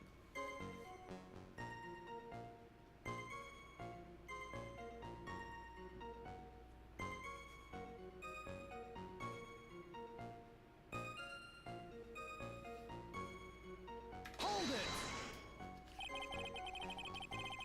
So you decided to go and see what was happening. That's right, we're talking about a massive suspension bridge burning to high heaven. That's not something you see every day. A real speckle... Like, really special? Can we really trust a witness who is unable to pronounce spectacle? Life seems to love hitting this poor witness below the belt. Well, my motto is to hit life back as hard as I can. I'll give you a few hits too, if you'd like. With my whip. He told me about the burning bridge yesterday, but there's still something that doesn't quite fit. It looks like, despite his change of heart, Larry still isn't telling us the whole truth.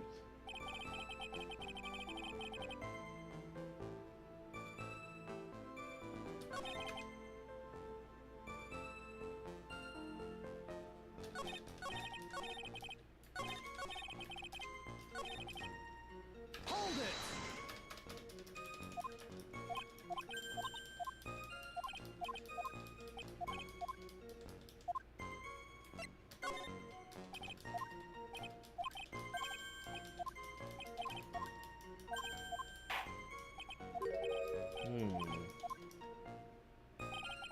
Now, I arrived at the bridge, and Nick showed up less than a minute later. You claim to have arrived at the bridge at the same time as Wright. Yeah. I thought I'd better tell someone about this, but then Nick came up yelling about murder. Totally made me forget about the bridge. The fire was pretty much out by then anyway. What's this feeling? I suddenly have a terrible case of unease. It was after contacting the police that Phoenix Wright fell from the bridge, correct? Yeah, that's pretty much it. More or less. He told me about the burning bridge yesterday, but there's still something that doesn't quite fit.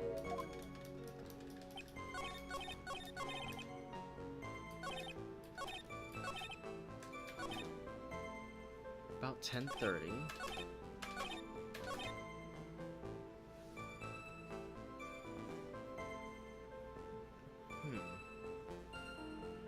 But the murder wasn't until later than that.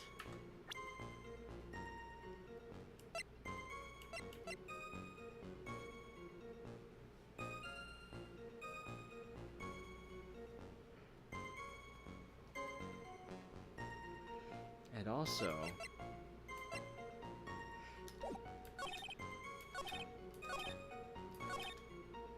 10:30, but the lightning...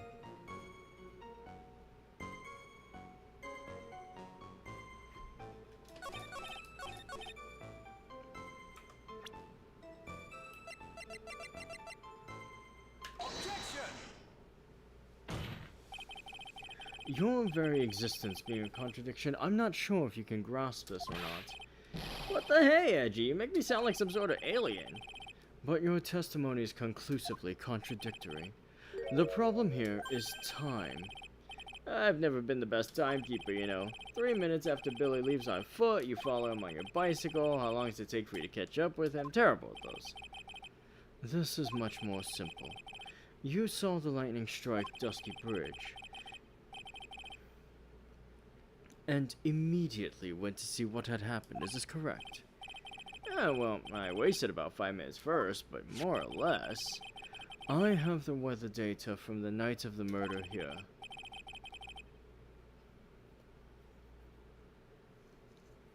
According to this, the lightning fell at 10:45 p.m. You say it takes less than 5 minutes from the shack to Dusky Bridge, meaning you probably got there at around 11 p.m. That all sounds about right, I guess. And then Nick showed up and did his falling act. That is impossible. What do you mean? 11 p.m. is when the murder occurred in Hazakura Temple, thus, Wright was still there in the courtyard. There's no way that Larry could have encountered him at Dusky Bridge at that time. Excuse me, I have an objection. You do? Gee, how many times do I have to say this? I'm not Larry, I'm Larista. It has not been proven that the murder occurred at 11 p.m.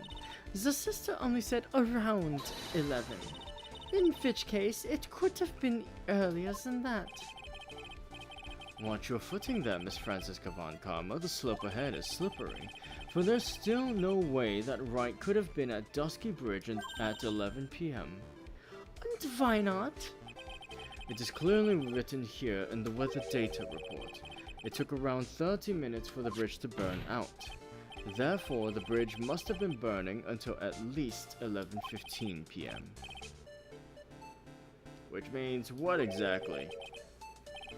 Wright did not see the bridge while it was being consumed by the flames that night. In fact, he did not arrive on the scene until after the flames had died down. Larry, you arrived at the bridge at 11 p.m., but Wright did not make it there until at least 11:15. I suggest you stop hiding things and just tell us the whole truth, the hidden truth, now.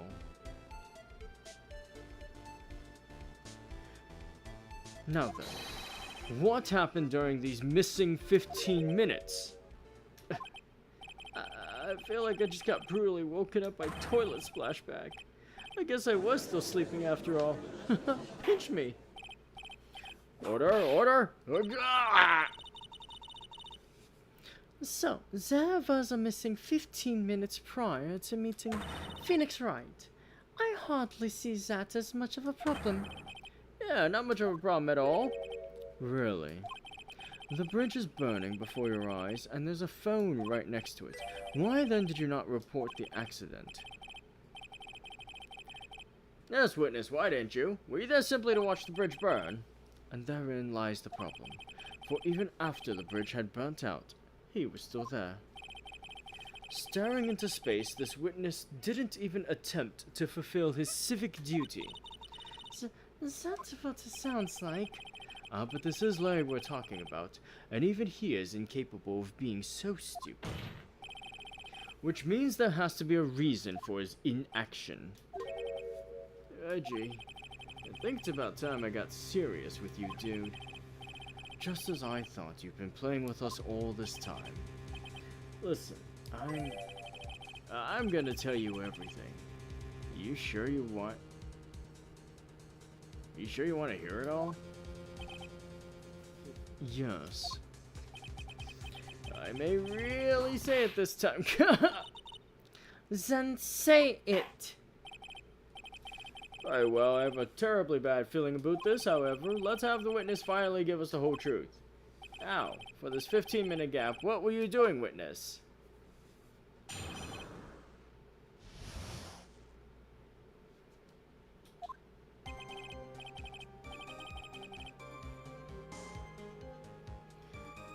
I'm a donor. I'm an artist. What do you think I was doing? Sketching in front of the bridge. I was whipped up into a frenzy of art. The shock and awe that I was feeling. I transferred all directly onto the page. Before I realized that the flames had gone out and then he came running up.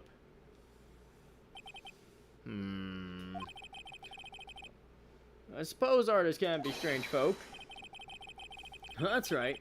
I'm willing to sacrifice everything in order to draw the perfect sketch. Including the truth from the sounds of it. Mr. Edgeworth, has this removed the last of your doubts? Not at all, Your Honor. One very large doubt still remains. And what would that be? This is a surprisingly believable story, especially considering the source. So why did he think he needed to hide it from us until now? I intend to drag the reason out of him.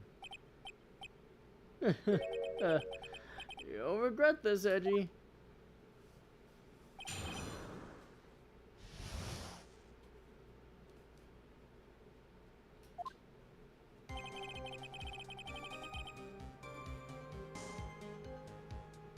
Hold it! At the Temple Shack, straight up sketching at Jesus. Tell us, Larry. My name is Larice, get it right. Mistakes like that would keep you from being popular with the ladies like I am. Just who exactly are you? I'm Larice Donham, apprentice extraordinaire. That's what he calls himself in any case. Then you are an artist? Of course, I'm an artist, the real thing. Yet again, that's what he calls himself. Names mean nothing. There is only one issue I care to discuss. What were you doing? That is a very big issue indeed. Hold it! Sketching. The burning bridge. The burning bridge and everything that came with it? What? Came with it? You want to hear this from my lips, do you, Edgy? You'll regret this. That sketch of mine is... Enough. Just take that ridiculous sketch of yours out already, Fitness. What are you talking about? I don't know what you mean. That does indeed appear to be the fastest solution. I'll leave it to you, Mr. Edgeworth. What should I do? I've got a terrible feeling that the instant this sketch is revealed, the entire world may be changed by what is depicted there.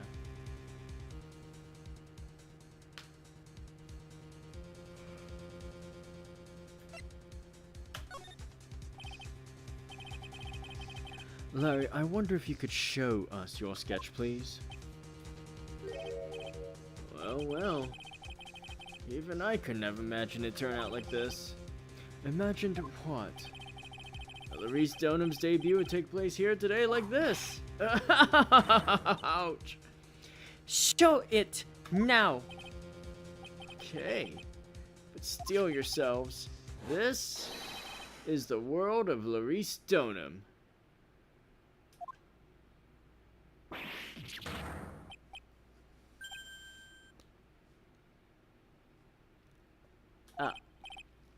Well. So, this is Dusky Bridge, correct? Quite a large bridge, isn't it? Your response, Miss Von Karma? Yes, well, it's a better drawing than I expected. Isn't it? Isn't it? I struggled to reproduce those flames, I really did. Yes, I'm sure you did.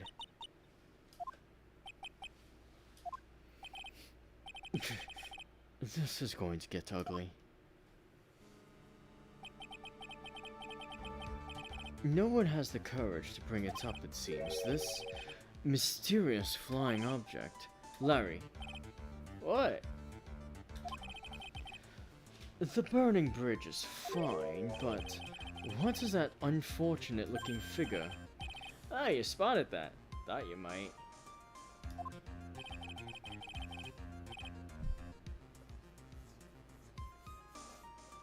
However much I might want to ignore it, I can't. It's Iris, of course, Iris! I wish she'd take better care of herself. We have to plan for our future, you know. What would have happened to her if she had injured herself flying like that?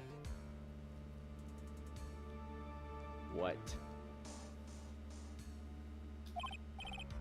Larry, please, answer this next question honestly. Okay. Are you really claiming to have seen this? Are you claiming to have seen the silhouette of the defendant flying over a bridge that was engulfed in flames?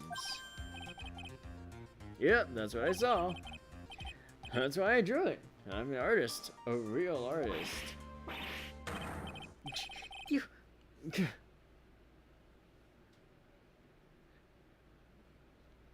Hi!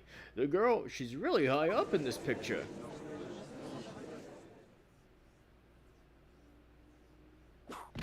Gah! What was that for? This is all a bad dream. I was hitting you on the cheek to test that theory. Please whip your own cheek from now on if you wish to test your wild theories. Anyway. No court of law will ever acknowledge that people can fly. Actually, there is some precedent for this.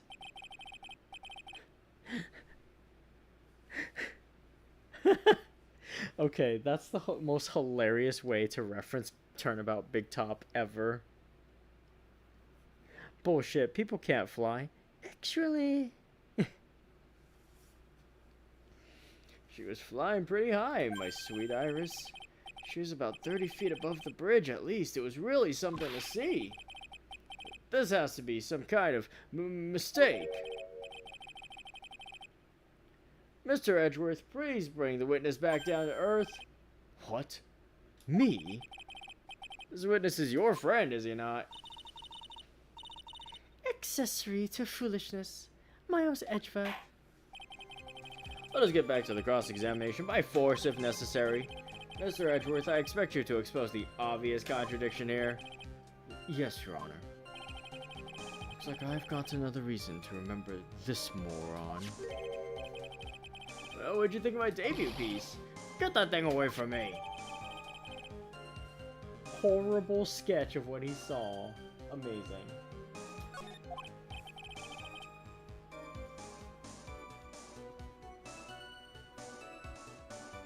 Now hurry up and cross-examine him.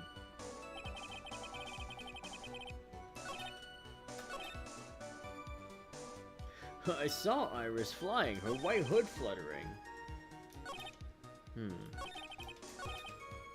Hold it! Just where did you see this sight from? Hey, no need to shout. When I was lying in bed in that run-down shack, the crack of the lightning bolt made me realize the bridge was burning. I just watched it for a while from there, thinking how nicely it was burning. Then after about 5 minutes, I saw it.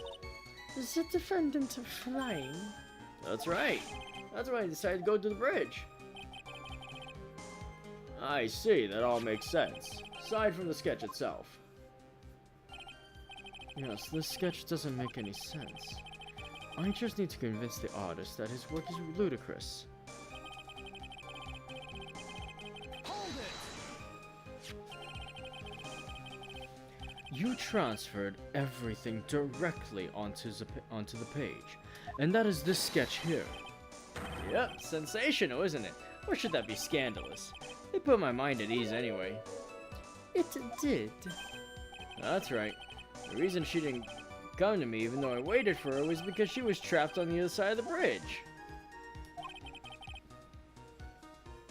Could it be that Iris undertook that dangerous, desperate flight in order to reach me?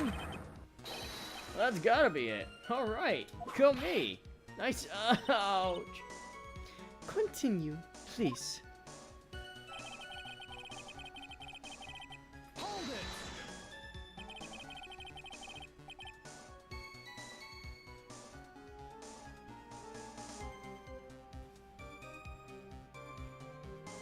You forgot the passage of time to that extent, did you? Well, once I got caught up in something, I tend to forget everything else. That's true. He's always been that way. I guess he's not lying about that, at least. Phoenix Wright appeared on the scene after 11:15. If he was drawing until then, that dispels all doubts. Aside from doubts of his humanity, eh? There's a big clue waiting for me in this cross-examination. This testimony does nothing less than mock the court, but I'm sure that there is a vital kernel of truth hidden in it somewhere.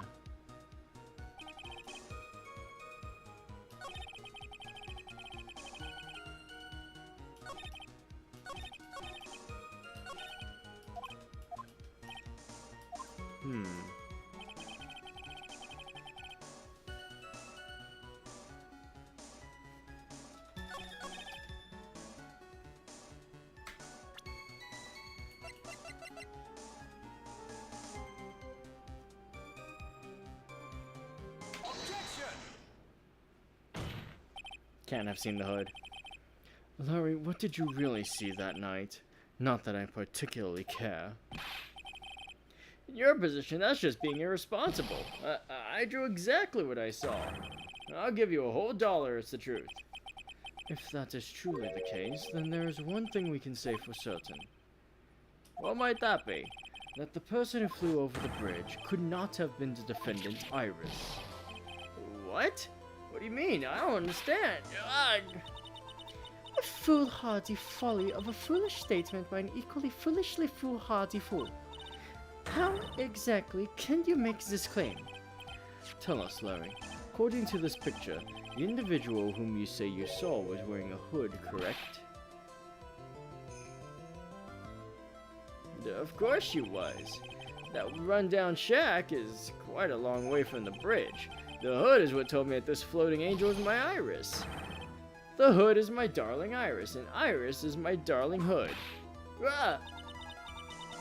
It seems there are bigger fools in this world than the one at the defense's bench. Larry, there's something you need to be made aware of. On the night of the murder, Iris wasn't wearing her hood. She'd given her life. She had given it to Wright as a gift. Are you going to change your story now? Perhaps suggest it was Wright who took flight? What are you talking about? I think you understand what I mean just fine. Why? Why did Nick have Iris's hood? What? Reggie, what's going on with Iris and Nick? Why, you Nick! You dog!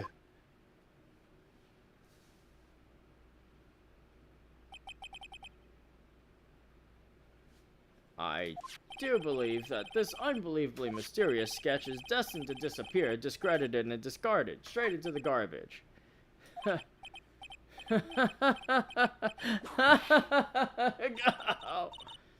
What is it now, witness? Feels like I've been waiting 25 years for this very day to come. Edgy, today's the day I get to completely stupefy you. What? What is the meaning of your outburst, witness? I hate to have to do this, but I have some definitive evidence. Definitive evidence? Iris did indeed come flying over the burning bridge, and I, Larry Stoneham, shall prove it.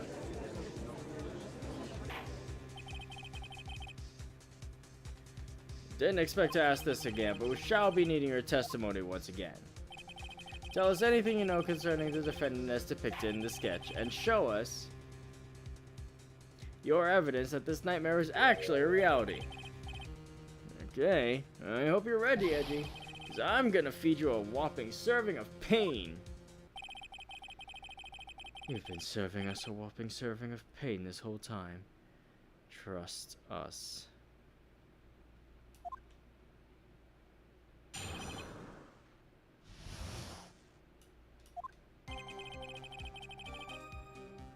When I reached Dusky Bridge, she was already gone. I was so worried, so I frantically searched all over for her. That led me to finding a beautiful crystal sphere, half buried in the snow. I'm sure that Iris was simply wearing a spare hood. After all, no one else could have lost a crystal sphere that night. A crystal sphere? This one. Pretty, isn't it? But finders keepers. That sphere. Where did you find it? Let me see, around here somewhere? Looks about right. And it was half buried in the snow. It pretty much stopped snowing by then, but there was still some falling as I walked to the bridge. The court accepts this crystal sphere. That's mine, okay? I want it back after. There's something upon it. Oh my, it's blood. What? Blood?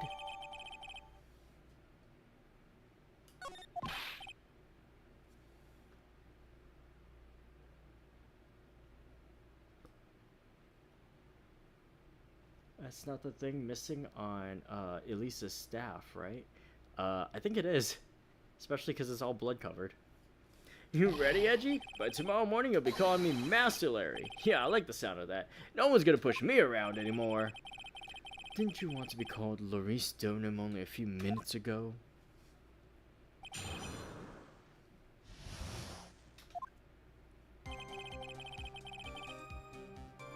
Hold it!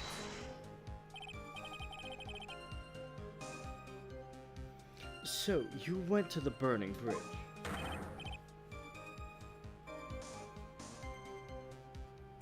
That's right, to meet Iris. She actually flew to get to me. At least I could do is meet her halfway. But the defendant was not at the bridge when you got there, you say. I guess she went back to Azakura Temple. She's a girl after all. She must have wanted to look her best. It must be lovely to live in the fantasy land of Larry's mind. Actually, it's so depressing I can't even work up the energy to point. So, what did you do next? Hold it!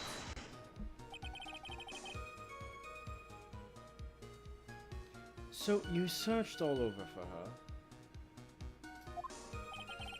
She was flying pretty high, you know. And I thought maybe she slipped on her landing and got hurt. Hey, it was more than possible. Also, when I headed out to the shack the first time, I was snacking on a banana. Pretty sure I threw the peel away somewhere around there, so, you know.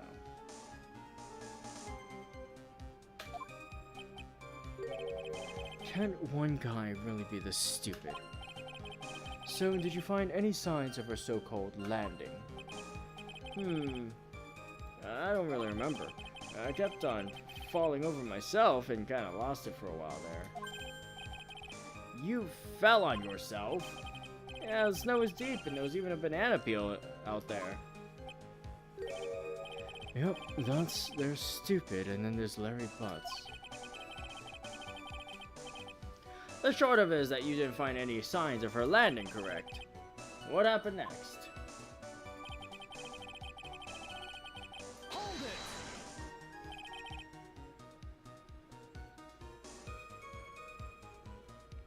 Half buried? It was sitting in the snow with a little gathered on top of it. It was very hard to spot, actually. I mean, it was dark out, too.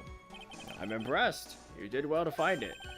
No matter what you may think when you look at me, I'm a pro, a genius security guard.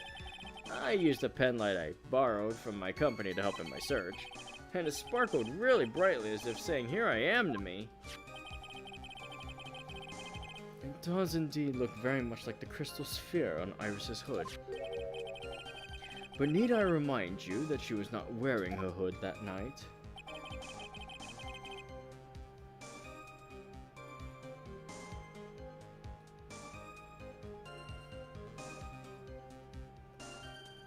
I'm sure that Iris was simply wearing a spare hood.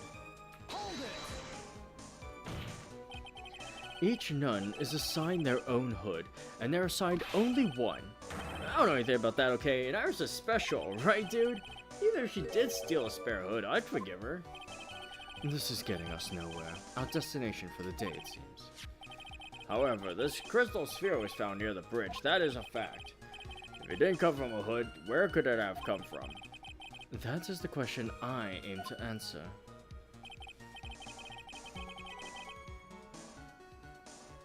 Hold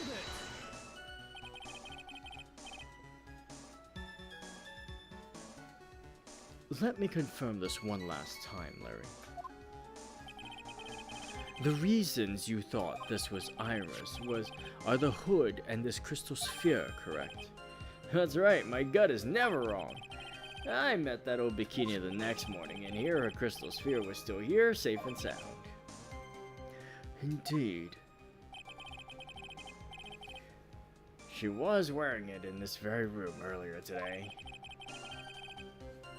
And this case isn't going to end without a fight. Exposing the obvious contradictions in this testimony will be easy, but I fear that all that awaits us are further interactions. But I fear that all that awaits us are further mysteries.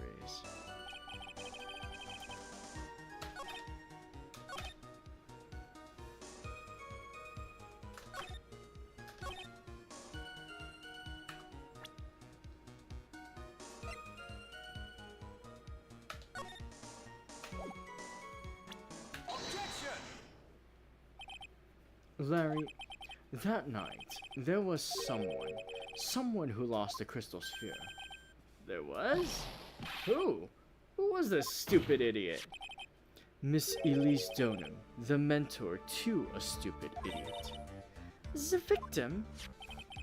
I have a photo of her here. And on the end of her staff, you can see a familiar-looking crystal sphere. Hey. That's my photograph! Give it back! Ouch! A crystal sphere like that is quite easy to find. I have one just like it on my brooch. They look nothing alike.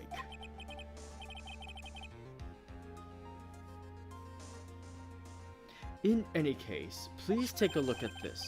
This is the victim's staff, found at the scene of the crime. Ah, the crystal sphere. It's gone. What? What? What? What? What? Just what does this mean? If anyone jumped or flew across the bridge that night, it certainly was not Iris. After all, she was not wearing a hood. More importantly, the crystal sphere found at the landing site was not hers either.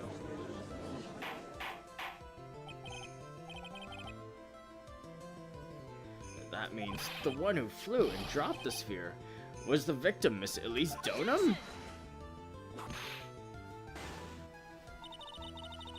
A fool alongside another fool on a fool's errand to reach a foolish conclusion. First of all, this sketch, which I prefer to call a scribble, is ridiculous. People cannot fly. Thus it is rejected. You can't do that. I saw it with my own two eyes. And this crystal sphere, there's nothing more than a red herring. You honestly believe that? Give it some thought, and I'm sure you'll realize it as well, Miles Edgeworth. Elise Donham was in her room on the night of the murder. There was no reason for her to go to Dusky Bridge. Therefore, this sphere cannot be related to this case, that is all. Miss Franziska von Karma, the only people who will accept that explanation are scatterbrains and clowns. Why are you pointing at me? The victim's crystal sphere was found near the bridge on the night of her murder. Yet you expect us to believe this has nothing to do with the case. That crystal sphere, it was probably thrown away at the bridge after the murder. After the murder? There is blood on the crystal sphere, isn't there? This naturally suggests that it was thrown away after the murder took place. The killer placed it there to throw the investigation off the scent, which is the exact same reason that he threw that ridiculous sketch. What? You mean I'm the killer? No way! All joking aside, just when did this crystal sphere appear near the foot of the bridge? Unless this can be proven in some way, I refuse to believe this is related to the case. She makes a valid point. There is no evidence that Elistonum left Hazakura Temple that night. However, if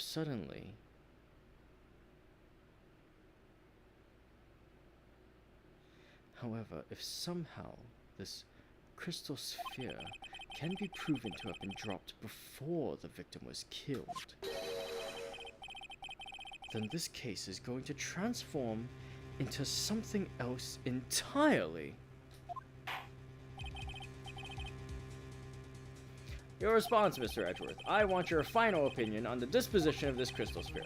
If it is not related to the case, then this witness who you called will have been nothing more than a monumental waste of time. Prepare yourself for some very appropriate punishment, Miles Edgeworth. Can I prove it? Can I prove that the crystal sphere was dropped before the murder took place?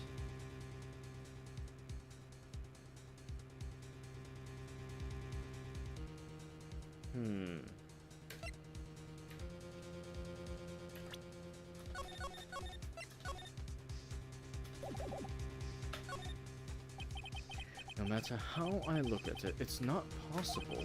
It is certainly strange that the crystal sphere was found near the bridge, but perhaps it is just a curveball from the killer. Well, Miles Edgeworth seems to have nothing further to say. Then I'm left with no choice. The court sees no reason. What is this? Hey, Edgy, you're a defense attorney, aren't you? If it was Nick standing where you are right now... If it was Nick, do you think he'd give up? No. He'd find the truth no matter what it took. No matter how crazy it seemed. Right.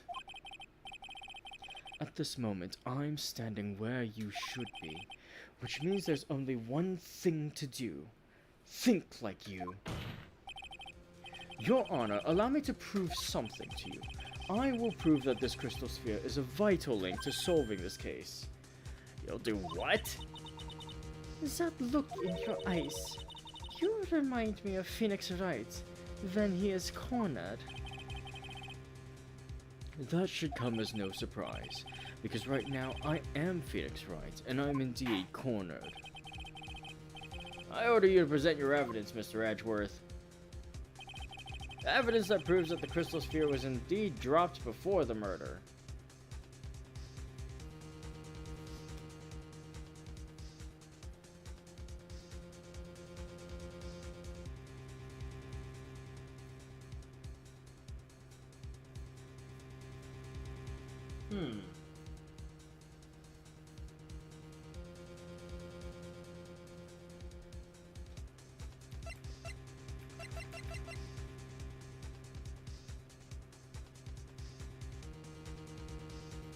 Well, if it was dropped before the murder,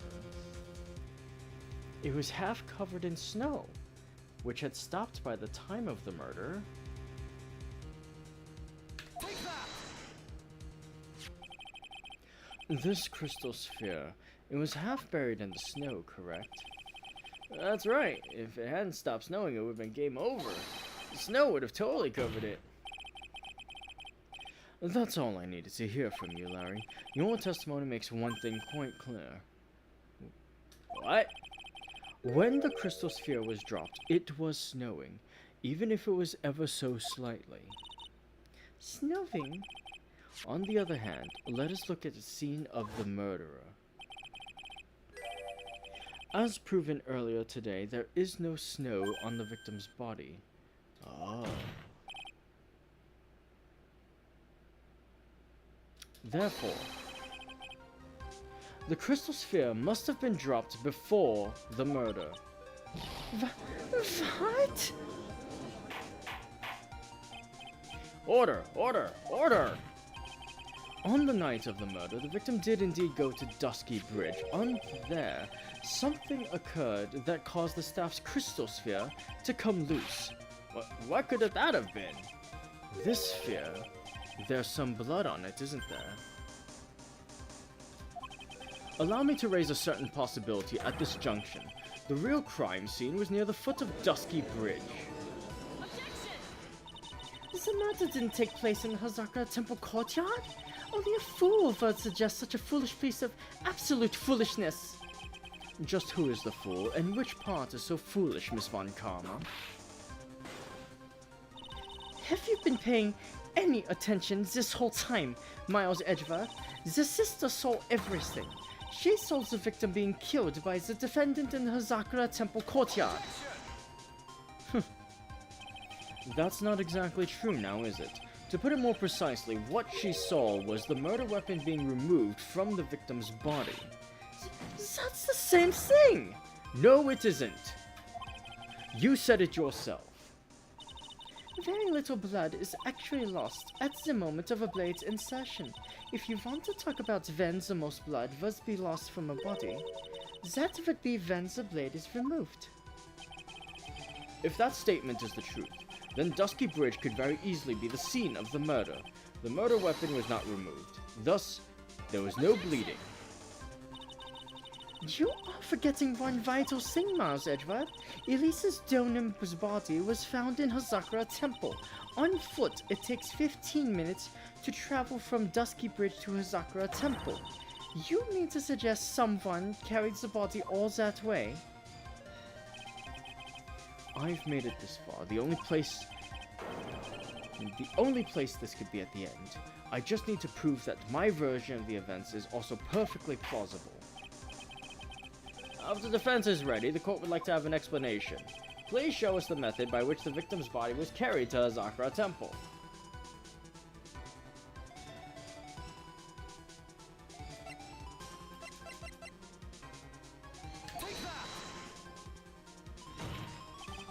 On that snowy night, there is only one way that a body could have been moved: the snowmobile. As we know, the snowmobile was used that night. It was explained as having been used to dispose of the murder weapon, but it could have also been used to carry a body. Order! Order! Order! Yeah! This is completely unacceptable, Miles Edgeworth. You've dug yourself into your own grave. What do you mean?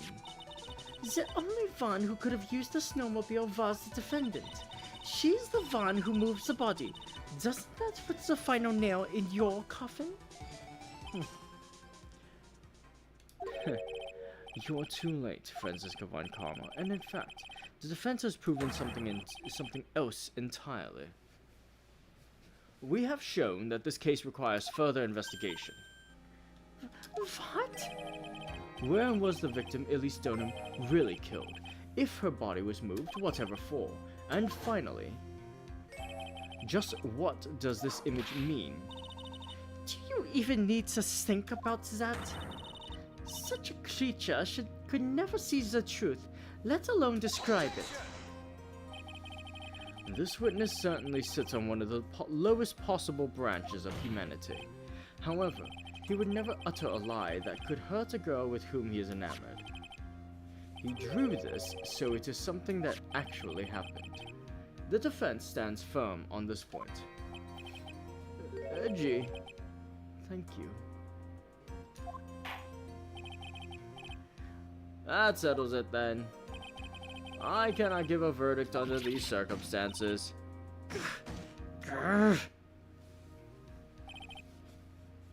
Right. I seem to have fulfilled my part in this. It is just as I thought. Franziska von Karma, you make a wonderful partner. Excuse me? There was one reason, and one alone, for me being here. To expose the darkness lurking in this case, and then pass it on to right. Really? Well, that's what this is all about? You could have just told me that from the very beginning, and I wouldn't have had Franzi whipping me all. God, ouch! Miles Edgeworth, I don't care about what you were here to do. This was my chance to finally grind you under my heel. A shame that your chance seems to have slipped you by. What a shame, Francie! This is all your fault. Such a terrible witness. You are an affront to all the legal system stands for. Ow, ow, ow, ow, ow, ow. I demand satisfaction.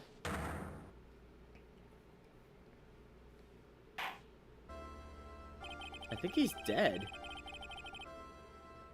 I cannot believe that the witness's testimony relates to an actual event.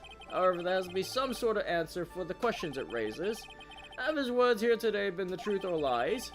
Next time we gather in this courtroom, those are the matters that shall be addressed. I'm counting on thorough investigations by both the defense and the prosecution. And with this, the rest is up to you. Right. Court is now adjourned.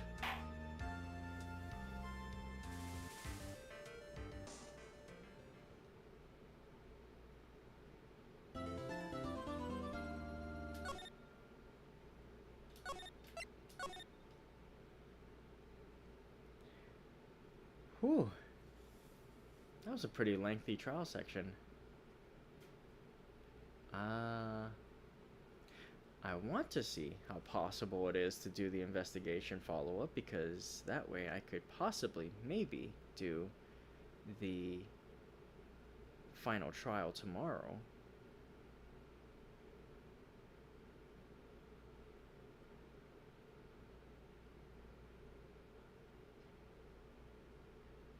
I'm gonna take a quick break. I'm gonna hit BRB, I'll take a quick break, get some water, and see how I feel. I think I can do some of it. At least one half of the investigation. Probably. I'll think it over real quick.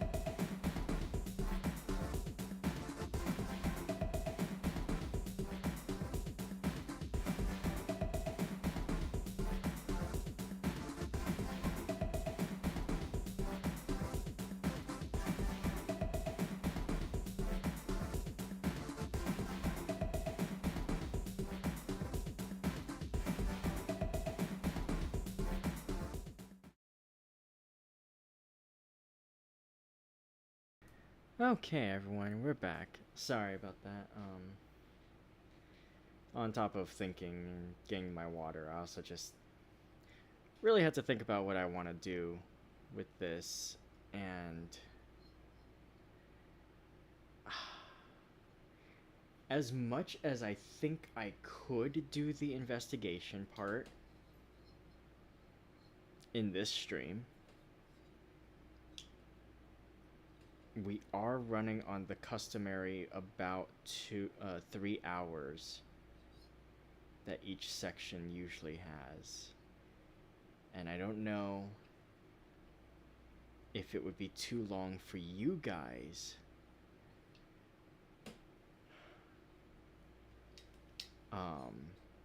If I were to do the investigation today.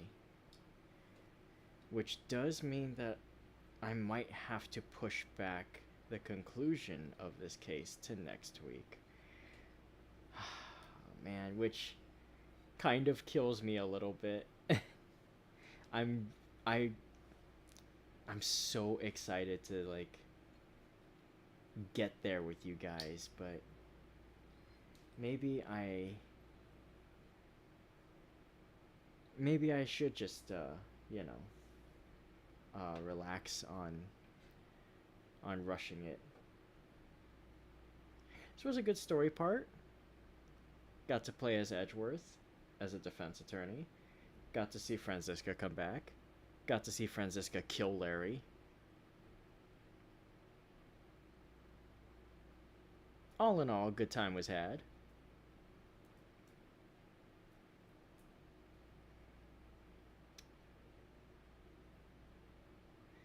I guess in terms of the gameplay, I'm probably done for today. As disappointed in myself as I am to say that.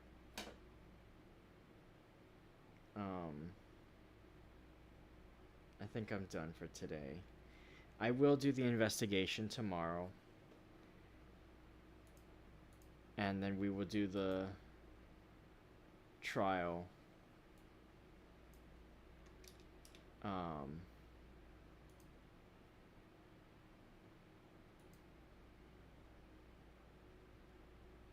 The final trial next week, I guess, probably. Yeah. Yeah, we still have tomorrow. I'm still doubling up on it since I'm not doing a book stream this week. Next week I was planning on doing a book stream, and I guess I still am. It's just that, I still have Ace Attorney to do as well for it, with it, so. Yeah. Well, I don't necessarily want to end stream yet, even if I am done with the gameplay. So, I guess now is a good time to ask. Have you guys enjoyed the voice performance this stream? What thoughts do you have about the performance, the delivery of the lines, the characterization, accents, etc.? And those who are VOD watching this, please feel free to leave a comment with these thoughts as well, because I genuinely want to know. I mean, I haven't really done something that I want to do as a performer, and that's sort of do a bit of a talk back session, or a cross, where after the performance I kind of just sit here with you guys and just kind of talk about the performance I did, take any questions you guys might have or feedback. For example, I think a weak point in my voice acting so far has been I don't really know how to nail down the vibe of the Canadian judge, so I just kind of give him a weird voice because it's funny. And with Bikini, I kind of wanted to give her an older woman, but not an old bag voice, but something that still conveys that she's, an older woman in a wacky setting.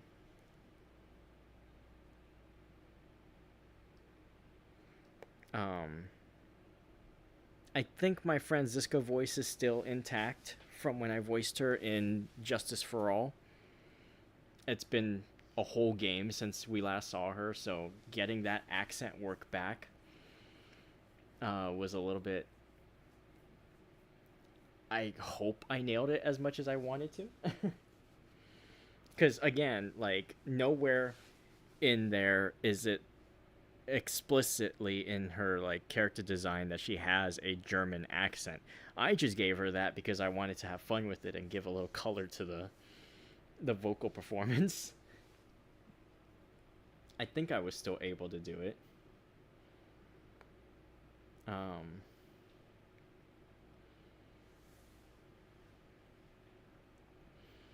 Had one of those, that's right. Oh, that's right. This is just her voicing all the characters moment. Bikini's voice is what gave me that moment. Oh.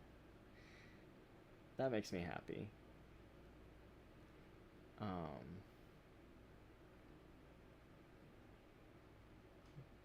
But yeah, like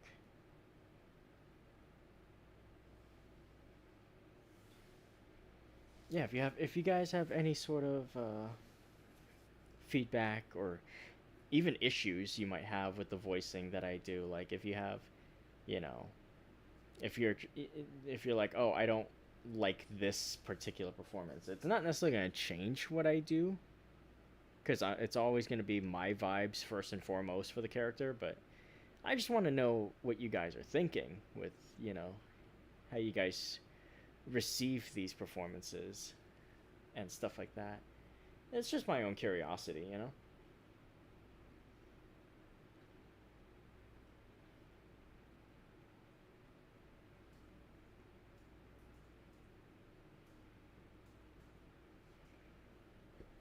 Should make Larry sound dumber. Well, that's the thing. I'm already giving him like a surfer kind of accent.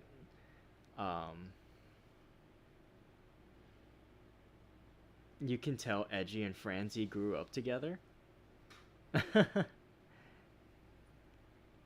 Like in the way that I do the performance, and the way that I deliver their lines, or because that is the vibe I'm going for. I am going for a sort of vibe where it's like they sort of pick up on each other's like tics and habits, because yeah, they you know, were raised together.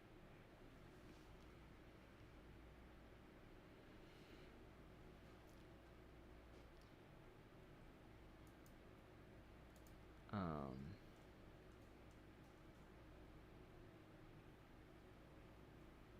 but yeah.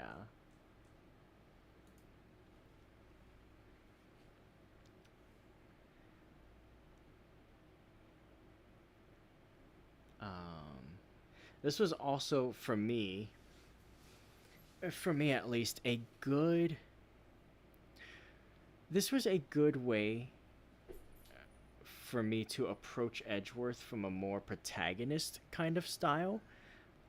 Because he's in the defense attorney role, he gets to sort of emote more in his lines. Usually, as the prosecutor, in the prosecutor role, he's been more cold and like, you know, his lines are typically just setting up obstacles for Phoenix to overcome rather than having much in the way of character lines. Um, you know, even in Justice for All, when he came back in the latter part of it, it was still more of like Edgeworth as a sort of pseudo antagonist at that time. But this is where you get Edgeworth as a temporary protagonist, and so you get to see a little bit more of his quirks. And to me, I think that was a great idea, both in terms of the game's writing and a good opportunity for me to focus on my Edgeworth performance for upcoming games after this. So, because there's going to be a lot of Edgeworth in the on the near horizon.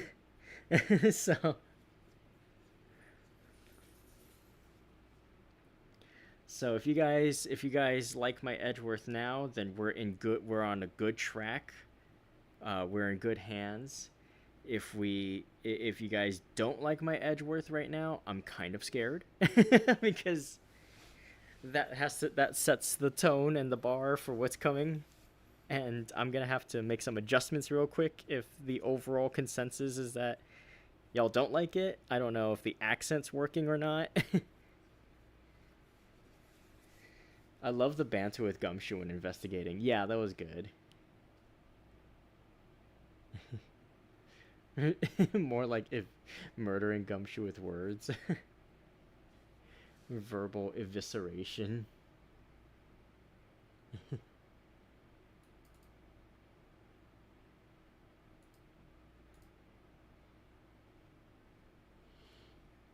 But yeah, I think so far it's been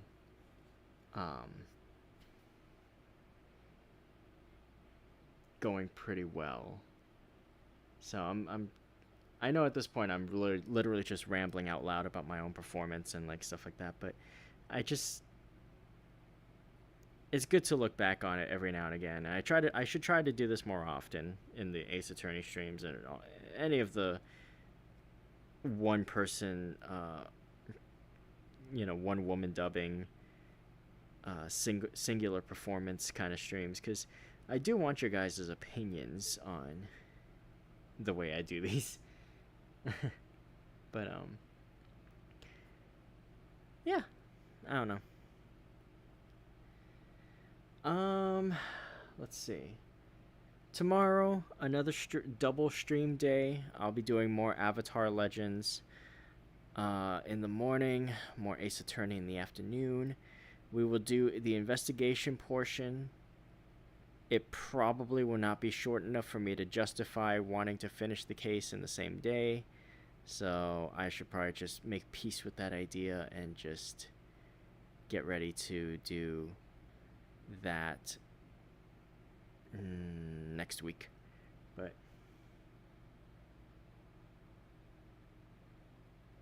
you're a good VA, head pats. Go to bed now at 4 in the morning.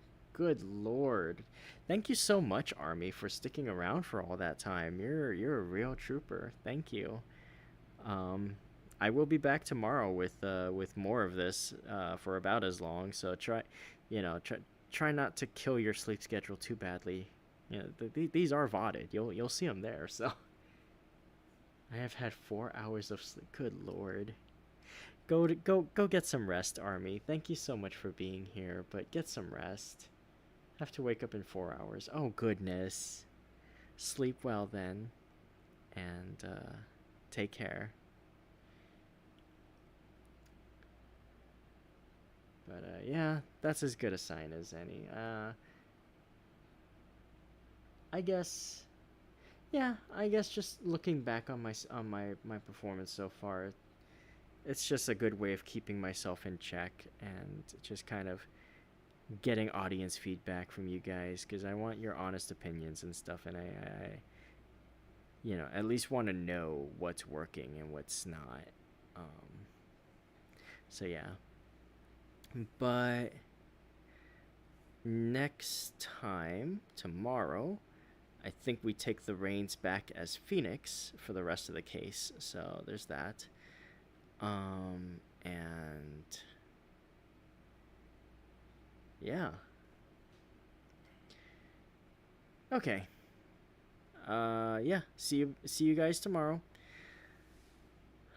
For either one of the streams, and yeah. Until then, make sure that you guys eat well, stay hydrated, and get lots of good rest. Be kind to yourselves, be excellent to each other, and have a radiant rest of your night. And of course, as always, make sure to unshrimp yourselves. Thank you all so much for coming today, my wonderful Rainiacs and Langsters. Thank you for enjoying the show, and I can't wait for the next one. But until next time, this has been Ray Langley, virtual entertainer and wolf girl extraordinaire, and I will see you on the next one.